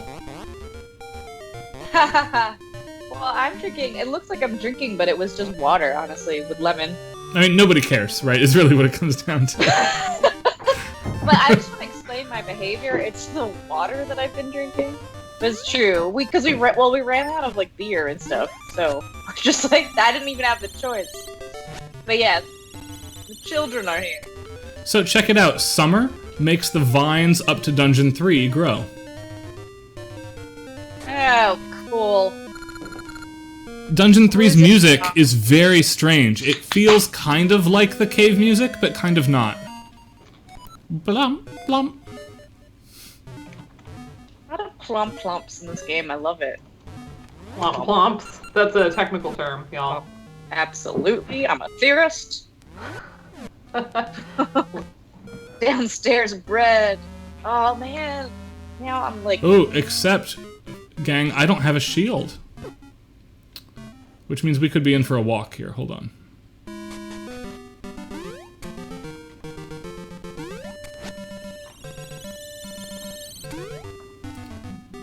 Gonna hop back on Dimitri. They're for sale in Sabrosia. I forgot to buy one. I have nothing in my house except bread. What was there talk about not drinking because there's students? Yeah, I mentioned it offhandedly. Oh, yeah. I wasn't like avoiding. I considered like rum and, but rum and Coke Zero is kind of weird. Like I feel if you're gonna do rum and Coke, you need like real Coke. You know what I mean? Yeah.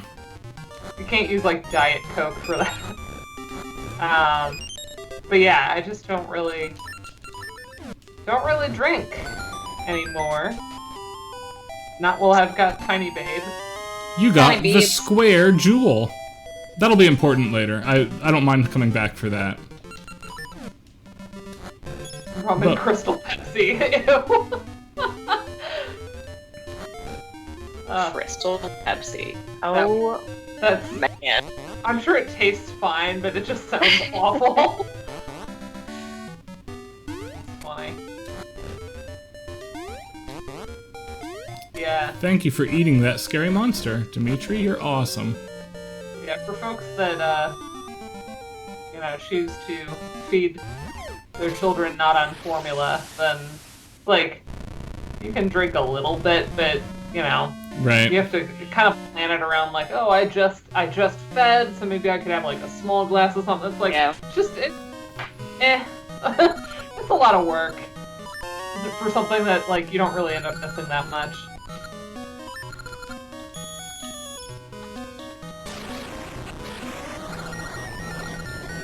Alright, that feels good. That's 30 bombs now, and my shield. So, worth the time to come back.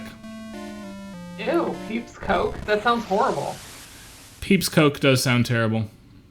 Because that's literally just marshmallow Coke. That sounds horrid. Is Alright, that fine. adjacent to vanilla Coke though? No. Vanilla Coke is No. good, and that's bad. Plus fake. Unless, like, things that are adjacent are often abominations, and then yes. Oh, no, wait, our flute has changed. I want to point that out. Oh, marshmallow Limited cola. edition. So that wasn't like an April Fool's joke? Oh, that's some music. Oh, whoops, I was talking over it. My Whoops. flute's song fell flat. It's because Dimitri's right Aw. there. I'll play it one more time, though.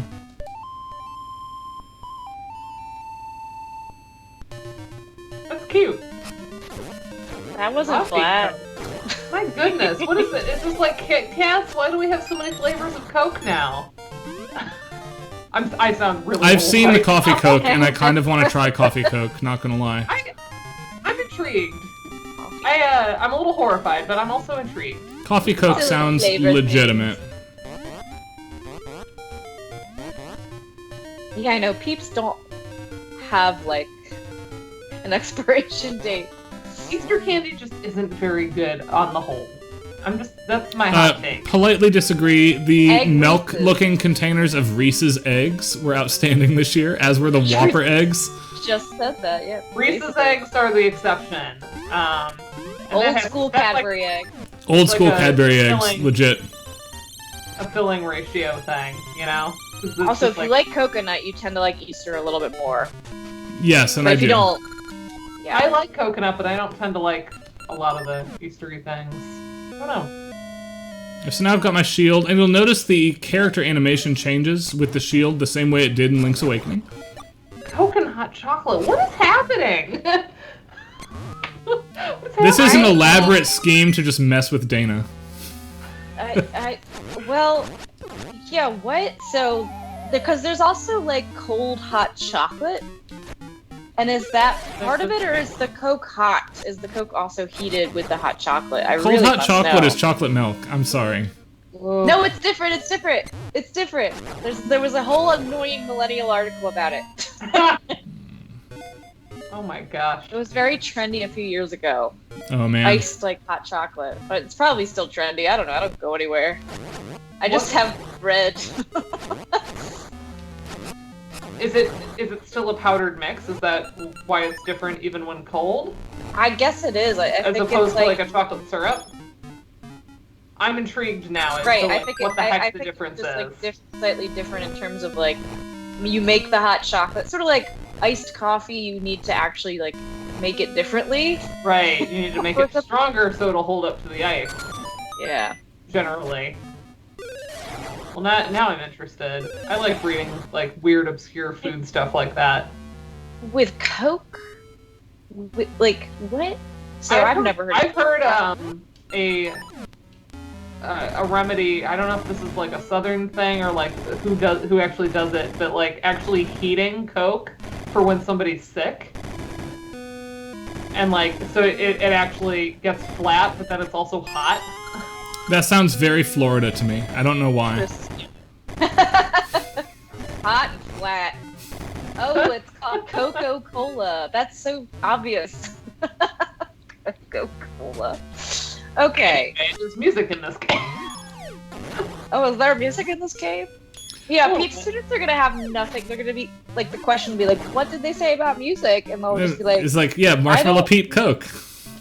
"We're just like freaking out about Coca-Cola." This piece is weird though, rhythmically. You don't know what to do with it necessarily. I like the blip bloops.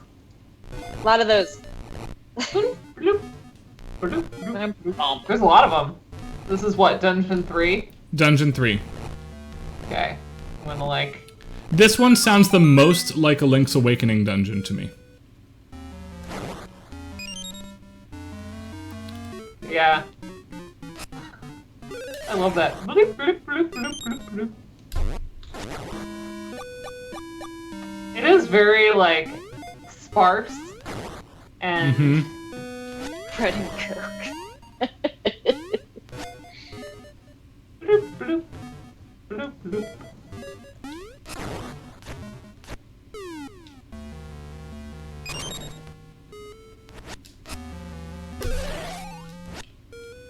Are they? What is this? Oh, it's sand.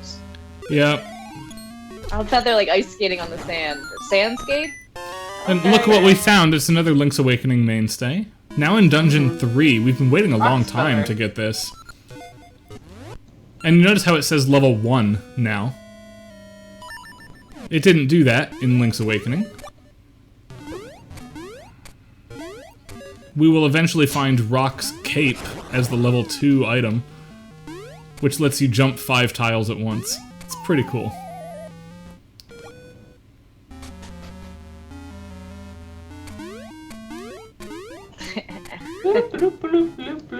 I don't even know how I would quantize this. Oh, right, this is just a one-way. Oops. That's okay. It's like an extra beat. Yeah, like we have... Like we have what I guess I would call 4-4. But then, yeah, we have a couple, like, weird... Yeah. Like, maybe one measure out of a pattern that... Yeah, it's just... That's not? Adding in. Like 4-4 and 3-4, basesically. Yeah. As far as I can something tell. like that. Like, we're dropping a beat. Drop the beat. Yeah! Hey, internet.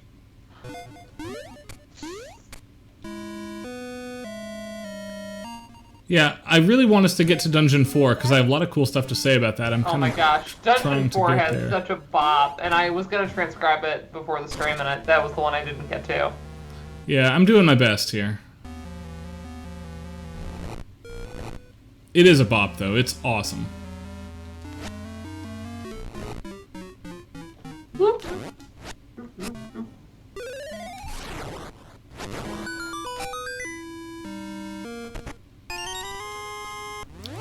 Could you hint more strongly that you can bomb right there? Yes.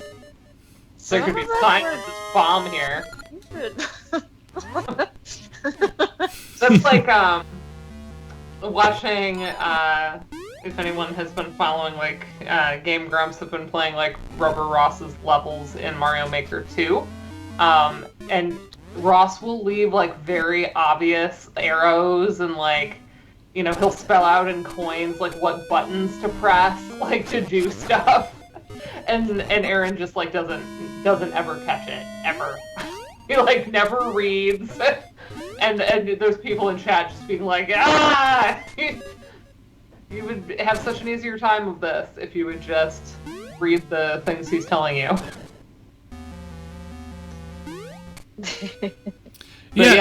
Pete, this is definitely sparse dungeon music compared to the other tracks we've had in the dungeons, and especially compared to Dungeon Track 4.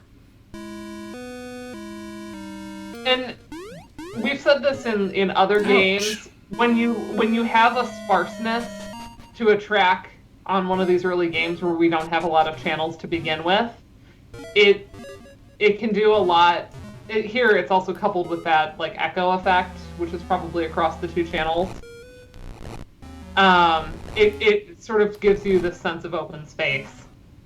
So it's like, and this is kind of like the same idea as the, you know, Mario 1 underground music using the open octaves. Da-da-da-da-da-da. Yes. And how that like the pitch space implies emptiness, like a cavern. And did you all notice that I fast forwarded just there for a moment? Because it's actually hard to tell in this track.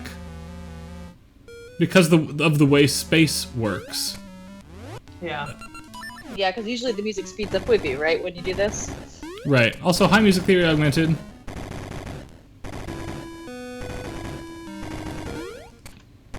What?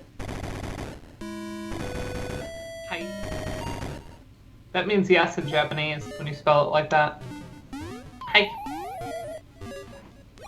Hi.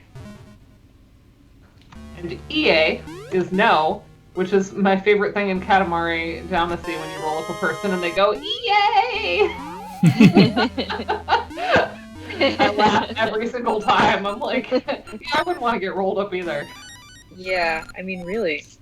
It can't be comfortable. I mean, you're literally on that Blathers? with, like, everything. Hey, it's Blathers! He's sleeping because it's daytime.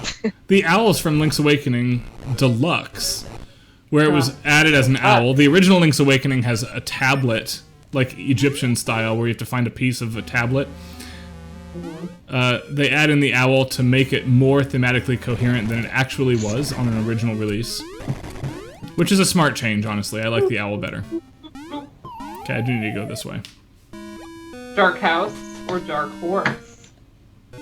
What? Katy Perry. I don't know. He said Egyptian, and then he said Dark House. And, Egyptian. Yeah, Ryan was talking about, like, the Egyptian, like... The idea of finding a missing piece of a tablet and reading it to put the whole message together is a Western movie Egyptian thing. Right, sorry. And then in the chat, Andrew Powell was talking about Dark House. I couldn't not. And my mind went to Dark Horse, where she does all of the, like, weird Egyptian imagery. There we go. Thank you. I needed to follow that because I just could not do it. That was totally, like, not something that anybody could have followed. So I wanted to. Only one I had to spell it out for. Done the dancing. We're hoping to get to the next beta. That's the next dungeon. That's Dungeon 4? It is Dungeon 4. Okay. And it's pretty readily the game's biggest bop of a track. Sigma Beta, it's the next one, yeah. We'll get there right at the end. This is the end of Dungeon 3 now, so... Give me a couple here. I do love the blip bloops. Bloop, bloop, blip, blip, blip. We're not, like, underwater. It sounds almost like bubbles. Like, bloop, bloop. D. Triple D. Dungeon Dancing Dragon. Dancing Dungeon.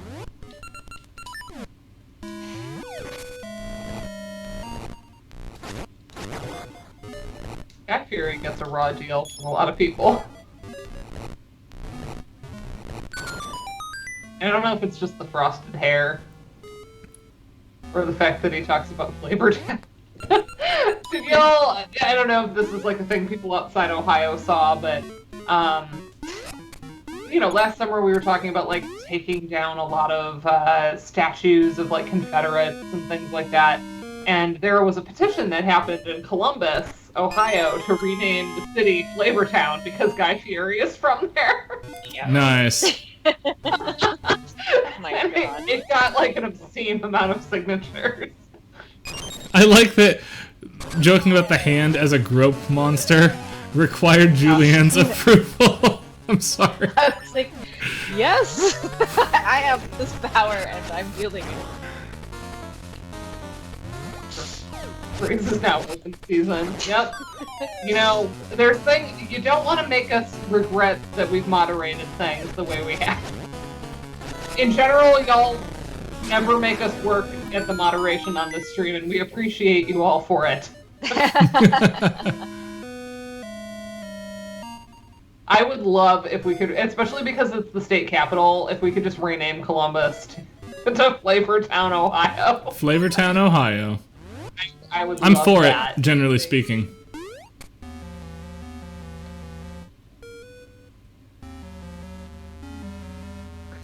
Andrew. Oh, we need to go the other one first. Well, Andrew, most of us forget to turn on mod mode, so... Yeah, this is the rare moment where I've turned on mod mode for some reason. I was like, it's Pete's students, they must be troublemakers. Gotta have them.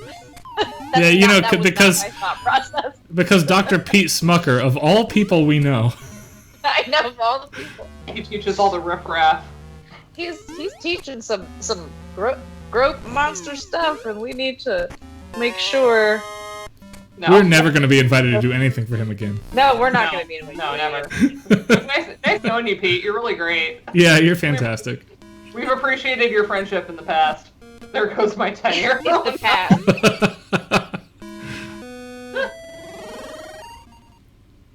I mean, I feel like tenure is like a no-take-back situation. But isn't that the point of tenure? Yeah, it is. No take back. Unless you really are, somebody like a grope monster, Yeah, but if you're committing abuses and felonies. In legal trouble, but maybe. Yeah. But beyond that, there's no take-backs. Rip. Alright, so notice we're deviating. Dungeon 3's Butterfly or Moth boss comes to us from Link to the Past, not Zelda 1. Except this is actually a Patra from... it's a Patra from Zelda 1 Dungeon 9. It is not... Oh, I'm gonna lose to it too. I'm so angry about that. I like how his sound effect sounds almost like a cat meow. It was like... Listen for when it happens again. See? No, oh, it dropped a heart! I had my chance! And now I'm going to die. Oh, ha ha ha ha ha! I'm the best. Alright. Wow, did you go in January? Yeah, I think I was the first. You were the first one. I was not too long after, but I didn't think I was that. Feels like it just happened. The secret is to be self-deprecating all the time, Sigma Beta, so that secretly you can think as high of yourself as you want to. Mm-hmm. And then when, it seems like a happy surprise when it goes well. That's right. When really it's like, no, you're actually pretty good at games. And which is why, we dunk on you when you aren't good, because we're hiding behind the Skype call of not having to play, right? Yeah. Shout out to Ryan for... and luckily over these 5 years, we have had games where the others of us have played. Yes, Julianne is still up to play Star Fox shortly. Oh my god. Yeah, I have a computer now. One with power. I also just, because I found a card that I can't use, I gave Julianne 2 weeks access to, every game on the planet. Yeah, and yeah. Well, if you're not I'm waiting sick of for the you weekend can have for all that. of us back. You should wait for the weekend for that. That's going to lose you some time. Real talk. The webinar. The music theory wait, thing? which one? The Society for Music Analysis? Wait, oh my god. Hold on. The other day. Did I accidentally go live on Twitch? I was just like cleaning my apartment. I'm gonna assume it was the music. Oh, the Society Yeah. for Music Analysis, which is the British side of SMT, basically. Yeah. I mean, they're different, It's but good. it's like, yeah. And that was like, Julianne was like heavily having reaction to vaccine for that. It was so Yes, I remember that. So poised and just like thoughtful in all the things that you said. They were very like carefully considered, and I kept trying to give you shout outs in the chat because I felt like because you weren't talking as much as some of the others, like folks were just kind of steamrolling. Yeah. And it was more that it was like, you know, they were thinking about what they wanted to say, and then they didn't pay as much of attention to, you know, when everybody else was talking. They just wanted to say their thing, which happens a lot in any panel. In any classroom, anything. Yeah. So I know there were a few of us that were like Team Julianne in the chat that were like, wow, that was a really cool thing she said. And it wasn't like just blowing smoke. It was just like here, let me jump onto that, or like add to it, or like that was really nice. Yeah, that went really well. It took a few days for the chat to load, so I wasn't looking at the chat at the same time, so I went back and I saw that like you and Andrew and we're like saying stuff, and I'm like, hey. Hi, Clandestine. We are on our way to Sunken City between dungeons 3 and 4, with probably 15 minutes of playing to go. Favorite. Yep. Everybody likes Dungeon 4 the best in this game.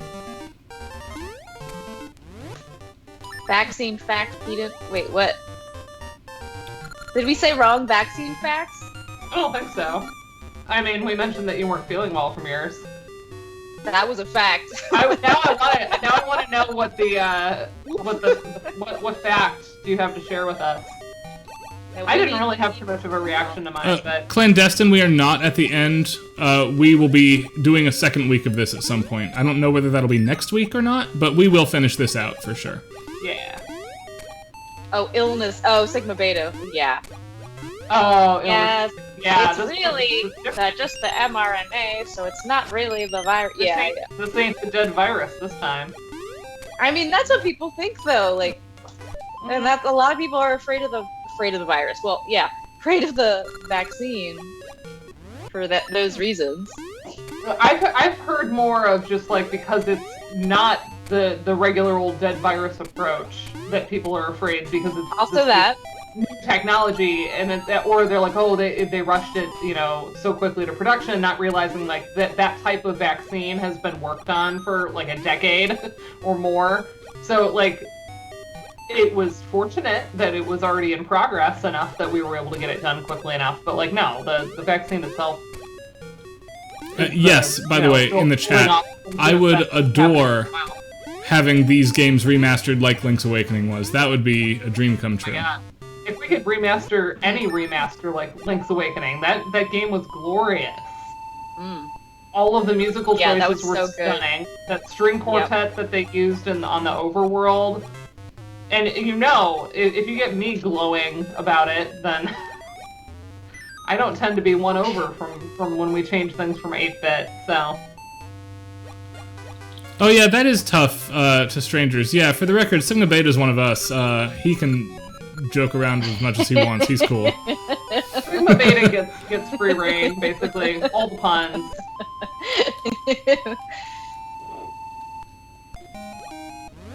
One of us. Yeah, you never By know what who's metric? watching. Maybe by giving a baller academic panel on Final Fantasy XIV a couple weeks ago that like totally showed us all up. That's the metric right It there. was so good. It was so good. Ugh, your little transcriptions in there were so good. It was the type of thing I aspire to but never have time to do for this stream.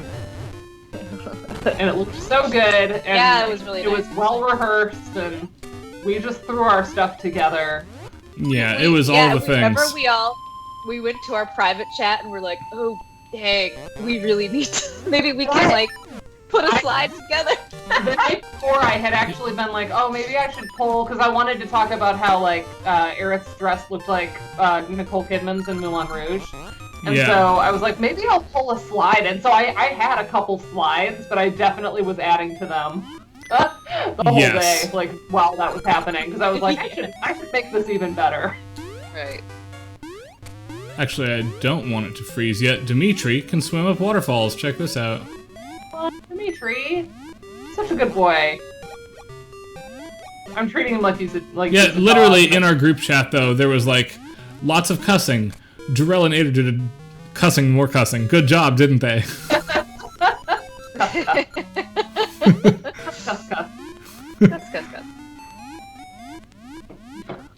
Never heard of it.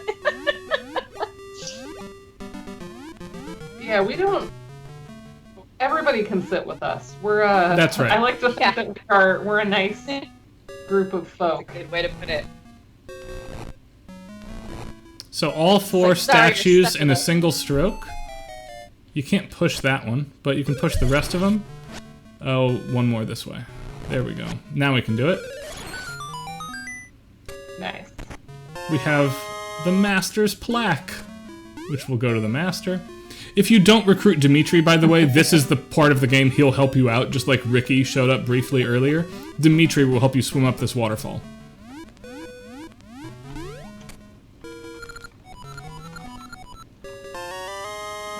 Alright.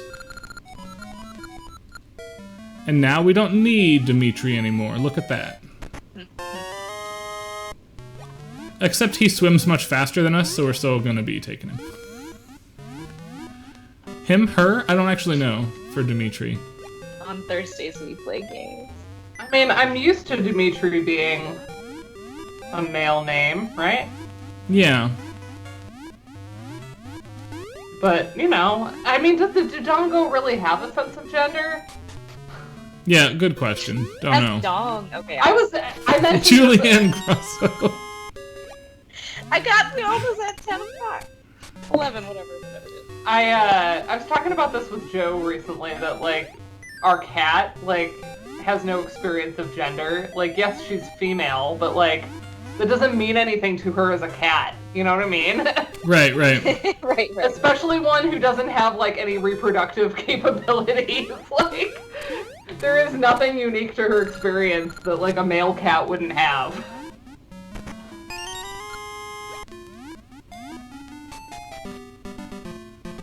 Oh, that's where that comes out. Well, that's not what we want. We want to warp back up. Stop trying to make Twitch not happen.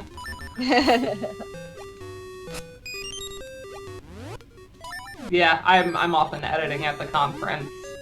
Particularly after I see good talks by colleagues, I get, like, nervous, even if before the conference I felt like it was in good shape. I just get very like, oh no! I gotta do stuff. Yeah, right? I'm This off, is where it like, is. And often it's good because you can like get in the vibe of the conference and add interesting little You've side done notes that and before stuff. too, where like you will directly respond to somebody's paper that was like the day before, and it's every time I'm always like, Yeah. whoa! Because I haven't written it yet. It's not anything. It's like, here I go writing about this. As far as recommendations for narrativity and topics and tropes, So much. you could start with Julianne's own chapter on spelunking Final Fantasy IV. Heck yeah! Here, I'll show you the book. I wasn't even. Yeah. Oh, by the way, Dana, There's look, a here's lot. Moosh. Oh, she left. Rats. What? There's Moosh the bear. Nope. The bear is blue. Cute. We'll fix that shortly. Hold on. Lots of stuff. Right. Sean Atkinson has topics and tropes in terms of the sky topic, the soaring topic in video games, which is Andrew has some stuff on narrativity in JSMG, I believe. Narrativity is huge. But it's about the butterfly effect in what's that game? Forget. There's so many.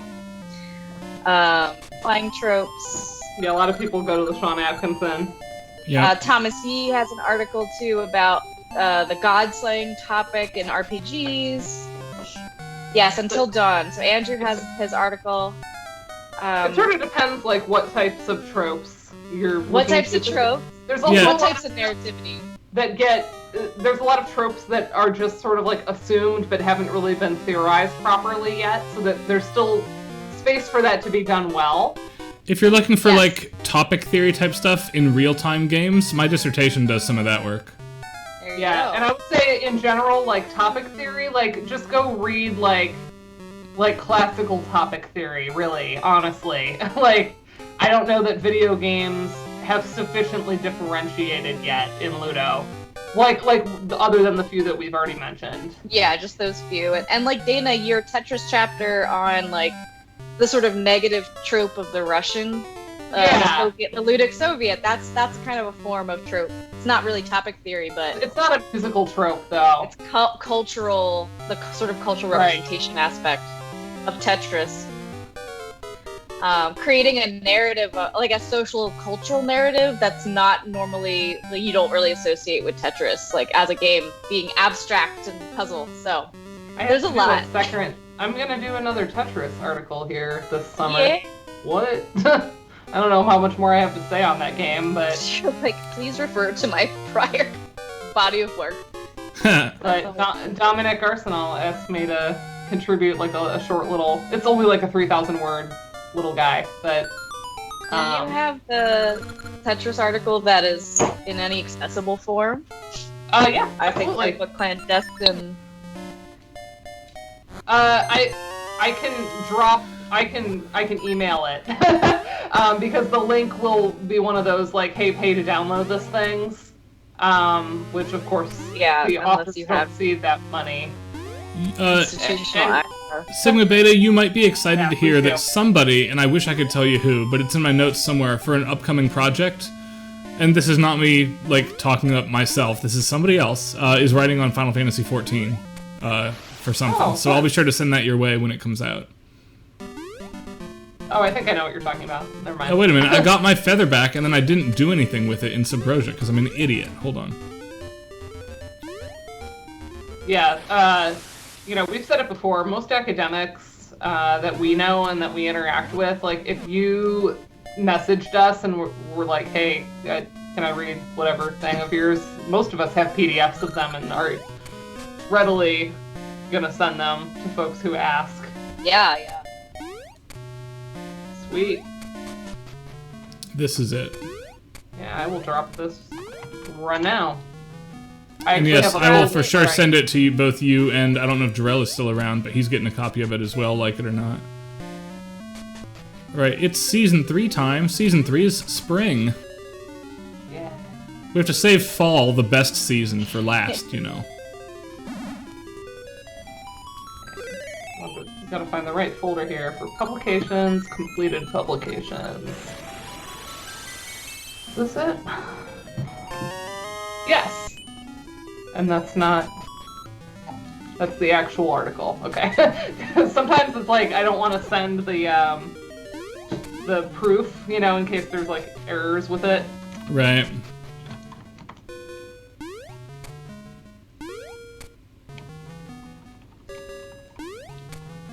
Yeah, nobody remarked at my ore count. Nope. It's 169, not just 69. True, it doesn't count if there's. That makes it number. less nice. It makes it less nice. Less nice. Alright, let's make those flowers in spring bloom for poor Moosh here.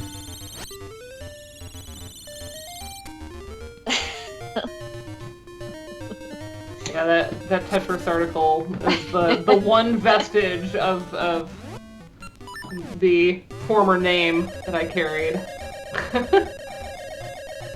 I was lucky that I was also working on my chapter for Michael Austin's book at the same time when a lot of things were going down, and luckily I was able to like knock it down to just plank again before it went to print. Yeah. I was like, Michael, quick! Because like stuff had already gotten sent off. I'm like, is it too late? Can I change the thing? Nice. So yeah, I have, I can tell if somebody has encountered my work, maybe that doesn't know me, only through that article, because I'll get like an email. Yeah. I'm like, cool. Yeah, right. Cool. Yeah. So here's Moosh. Check it out. Moosh is going to help us out. Look at his wings. They're all so cute in this game. Moosh cannot fly over water, but if you want to fly over a bunch of pits, look at that. Wow. Back to the Future hoverboard, y'all. Those boards don't work on water. That's right.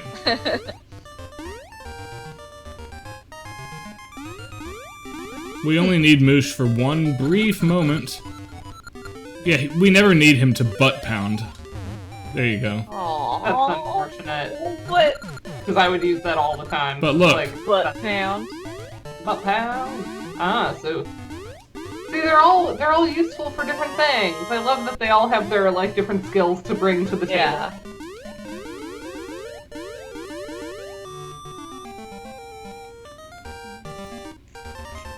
Da-da-da-da. So now we have the dragon key, we don't need Moosh anymore. I will always provide Back to the Future references. Y'all know this. Yes, absolutely. That's a thing that they know. The Sea Dance. Ryan did an 8-bit version. It was Earth Angel, right? Yeah, He yeah. Did an 8-bit and sent to the bar where the party was being had, and they were like, "Hey, here's a surprise from your friend Ryan," and I was like, "What?" It was great. And there was a cosplay contest because we didn't close down the bar. We like left it open because this is a nerd bar where if you tell them there's a costume contest, people like really go hard. And the one who won actually had an outfit of like Marty's exact outfit from the dance. It wasn't just like regular Marty Back to the Future. It was the outfit he wears for the dance. And Yeah, I have in fact revoked Moosh's tenure. That's an excellent way of putting it. Music theory augmented. Yeah, no takebacks. Yeah, we discussed this already. Oh, I love Espinarsa. I also love the word ergodic, and I don't think it gets used enough. I just enjoy it so much. We gotta grab the chicken here. Hold on, I gotta like slam the button to get across. Ooh. The noise that it makes. There we go. It sounds like the chicken. It's interesting how starting, and y'all may feel the same way, having been at this a few years now, but when I first started, I read a lot more of general game studies literature, and now I feel like there's enough music game literature that keeps me busy that I'm reading less generic game studies literature. Yeah. And I suppose that's inevitable, but it's also... So, we'll start with this dungeon next time, but we all have to jam for just a minute, because this is a good tune to end on. So, Ashley, there's actually a number of legitimate papers about putting keys in locks, and there's only so many variations on that theme that's overpresented I can do. There's a guy, and he's absolutely brilliant, I pay for his videos, named Mark Brown, who runs the Game Maker's Toolkit web series on YouTube. I love that series. Yeah. And he spends his first, basically, year and a half of videos talking about putting locks in keys. That series is literally called Boss Keys. And it's great. You should check it out. So we talk about how great this is. Avian Chaos. That's an old reference, Kate. Oh my god, Avian Chaos. That's like OG streaming there. Carson. I love, by the way, I haven't pointed this out yet, the statues watch you. It's creepy AF, and I love it. Yeah. You mentioned, Ryan, that this is a really popular remix. So are there any remixes that we want to end with? There are some good remixes of this track. Let me figure out...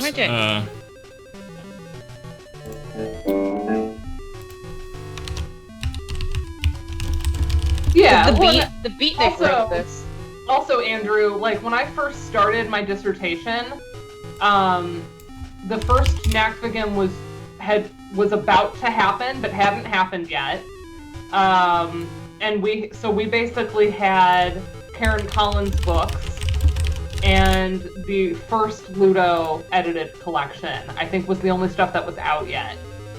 So part of it was just that we just didn't have as much material, you know? Yeah. Yeah. No, there's no remix better than Hip Hop to Chocobo. Are you kidding me? So there is a remix album for the Oracle games. It was originally The Legend of Zelda: Essence of Lime for Oracle of Ages. So titled because the lead on that project was his handle online is Hylian Lemon. And people wanted to hear the Seasons music remade as well, so a couple years later they made The Legend of Zelda: Lime of the Season, which is an awesome arranged album. Let me see if it's around here. And I will play the Dancing Dragon Dungeon remix from that album. And the album in full is available at this link right here. There you go.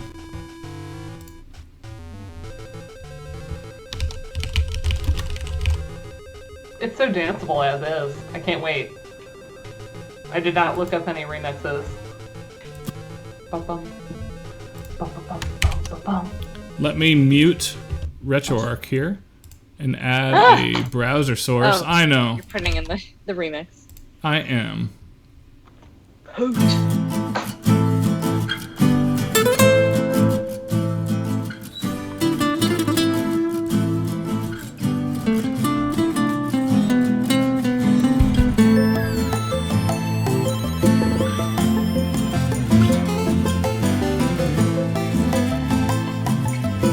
I gotta put on the. Oh wait, I can't. I have to share it on. I have to share it on Discord too. Sorry, everybody. My bad. I'll share it with everybody else, and then I'll hit on pause. I'm a jerk to my friends. I was like, these sound so nice. How do I do that? Okay, I know how I'll do it. I just have to do it in Voice Meter instead. Gonna be a pain, but that's okay. Stop streaming the game to them. Start doing this to them. And then I'm gonna mute myself in. Yeah, get it. Alright, I'll start it over for their sake. Sorry, everybody. Julianne's doing the remix for us. Thank you, Julianne. Can y'all hear it now? Yes, sorry. Not Okay. sorry at all. Ooh, yes. Ooh, love the little Spanishy guitar vibe. And we will play Disco Cactus's cover of this as well to close stream tonight. We'll do both of them. Ooh, the 8-bit in there. The chiptune in there feels really Yeah, good. percussion. Yeah. Oh, This whole album like is a like nod to be half like- chiptune.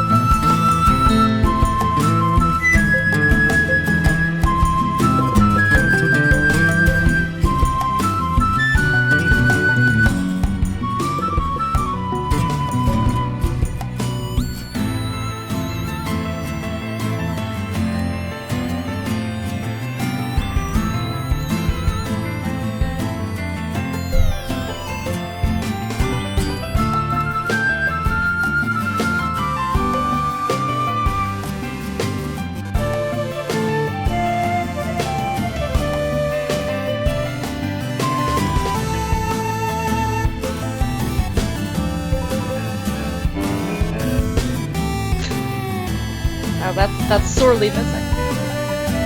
The pitch bend there sounds like VVVVVV to me. Ha. I really like the mix up with these chip sounds, man.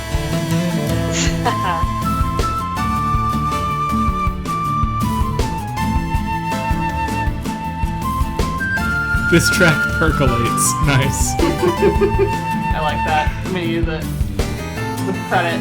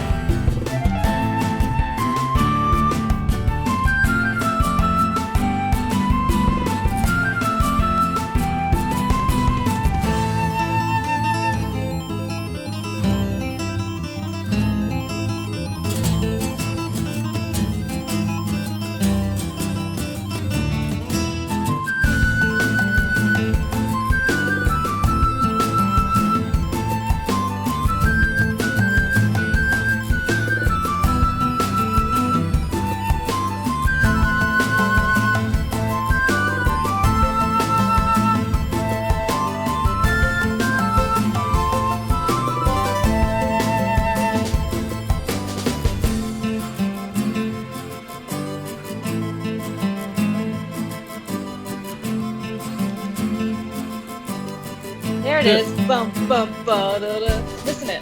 There's just not enough music that's like orchestra plus chiptune. Yeah, it's really, really a nice combo. It's done really well.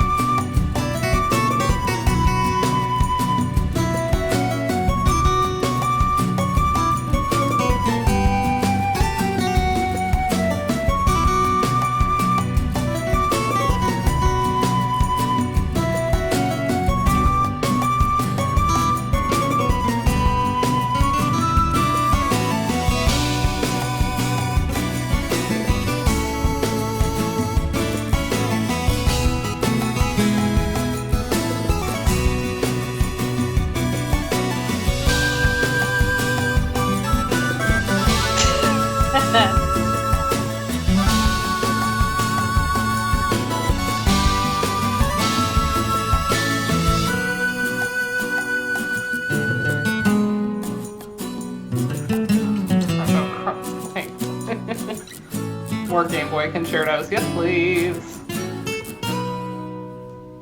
Oh, that was great. Loved that ending.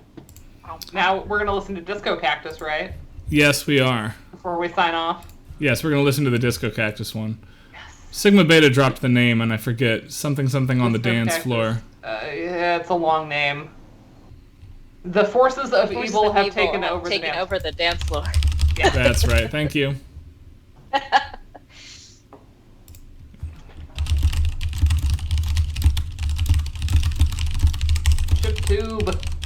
Chiptube. I like it. That's like all the YouTubers you follow that do chiptune, right? Chiptube. Yeah. Yeah, okay. Chiptubers, you know? That's that has to already be actually a thing, though. If I could spell it and not spell it. All right, we have a brief ad because of the way I routed it so everybody can hear. Hold on. Will bond. Thank you, ad. I love it. Here we go. Tuber. Potato. Oh. No, when I resize the window, does it start over? Okay, sorry about that.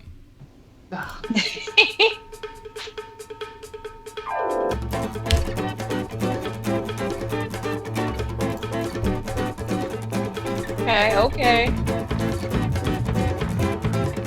I aspire to one day like be good enough to collaborate with them on something. They're so good. Right? They're all like impossible good. Yeah.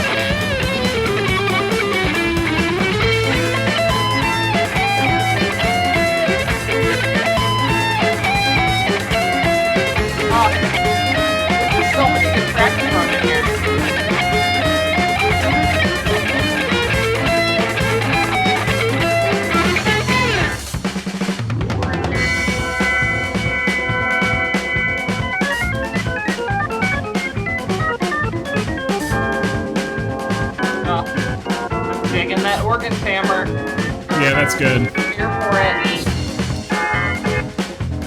So greasy.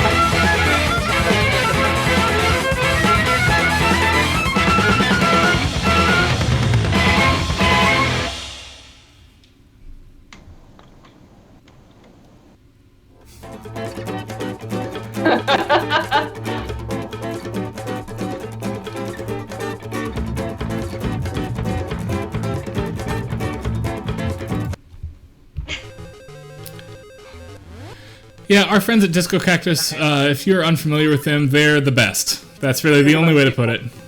They're all the best people. And you should follow them at twitch.tv/discocactusmusic. And their percussionist and marimba player, Doug Perry, streams twice or 3 times a week at twitch.tv/drumultima as well. And all of them are literally the best. If you play video games, you've heard them all before. They play on a number of game tracks, take industry like performance recording gigs. They do amazing arrangements. They put on amazing concerts. I could just go on and on and on about how awesome they are. Percolate. Well, thank you, Pete. Yeah. So I was starting to kind of go through all my different arrangements, and I've been making some test recordings, and I'm new to multi-tracking. It's been so much fun to learn, and I'm starting to get some advice from people who actually know how to do it well. So hopefully by the time I get to Knackfilm, I'll have some good videos. But my thought is I want to do a set completely of music by female composers. So I'm looking at doing like something from Celeste, or possibly a Jessica Curry Morning Tree from Everybody's Gone to the Rapture, because that would be really lovely on multi-tracked strings. Yeah. And yeah, so I'm either gonna go whole hog on the Celeste track, which is 11 minutes, and I'll just cut down to, so it's under 7. Which would be pretty easy to do, and then I would only have one video to edit, or I'm going to do a couple short ones. But anyway, yeah. Oh, Gree is beautiful. Beautiful music. Gree is outstanding. Beautiful everything. Beautiful aesthetic. Yeah, Celeste might be fun. So yeah. Anyone who has any thoughts about this is something I plan to. I used Knackfilm as an excuse for doing this because I've wanted to do it for a long time. So this may be something that I eventually start streaming, the process of putting together arrangements or editing video, that sort of thing, and actually releasing some of this stuff. So if there's any tracks that somebody would love to see multi-tracked, I do all the string parts. I can also do piano, toy piano, some accordion, some ukulele, I can throw in some other fun things, automaton, although I'm not very good at that. So yeah, I'm gonna hopefully have some fun putting it together with different elements. So if anyone has anything that they request for when I get into this, let me know! Yeah, otherwise in the short term for us, I really do 100% serious want Julianne to play Star Fox. And this will only take one more week if I start playing seriously and do what needs to be done and don't repeat old tracks. We could get through the rest of Oracle of Seasons in one more week, which we can do that. I think we could do that in the short term. I'll have to get some of Karen's take on this over voice. She's under the weather today. So yeah. And yes, and Pete, thank you for bringing your students to our stream. Yeah, thanks for bringing that. Yeah. Hopefully, if any of your students are really good and paid attention to us for 2 hours, give those folks A's, man. Longer than Yeah. 2 hours. Yeah, That's right, because we've been did over. We did a lot of silliness. Yeah. But we love y'all. We like having you hang out with us on Thursdays, More people. etc. That's right. Come to Fun. the chat. For now, I actually have a lab sheet to write for my own students before Friday morning, so I'm going to shut down this broadcast and get to doing that. Yeah, I gotta do something similar. I'm probably just gonna work on my Celeste arrangement because I'm gonna try to do some test recording for that Nice. soon. All right, so we'll I see have folks to next come week. up with an arrangement. Bye, everybody. Bye, guys.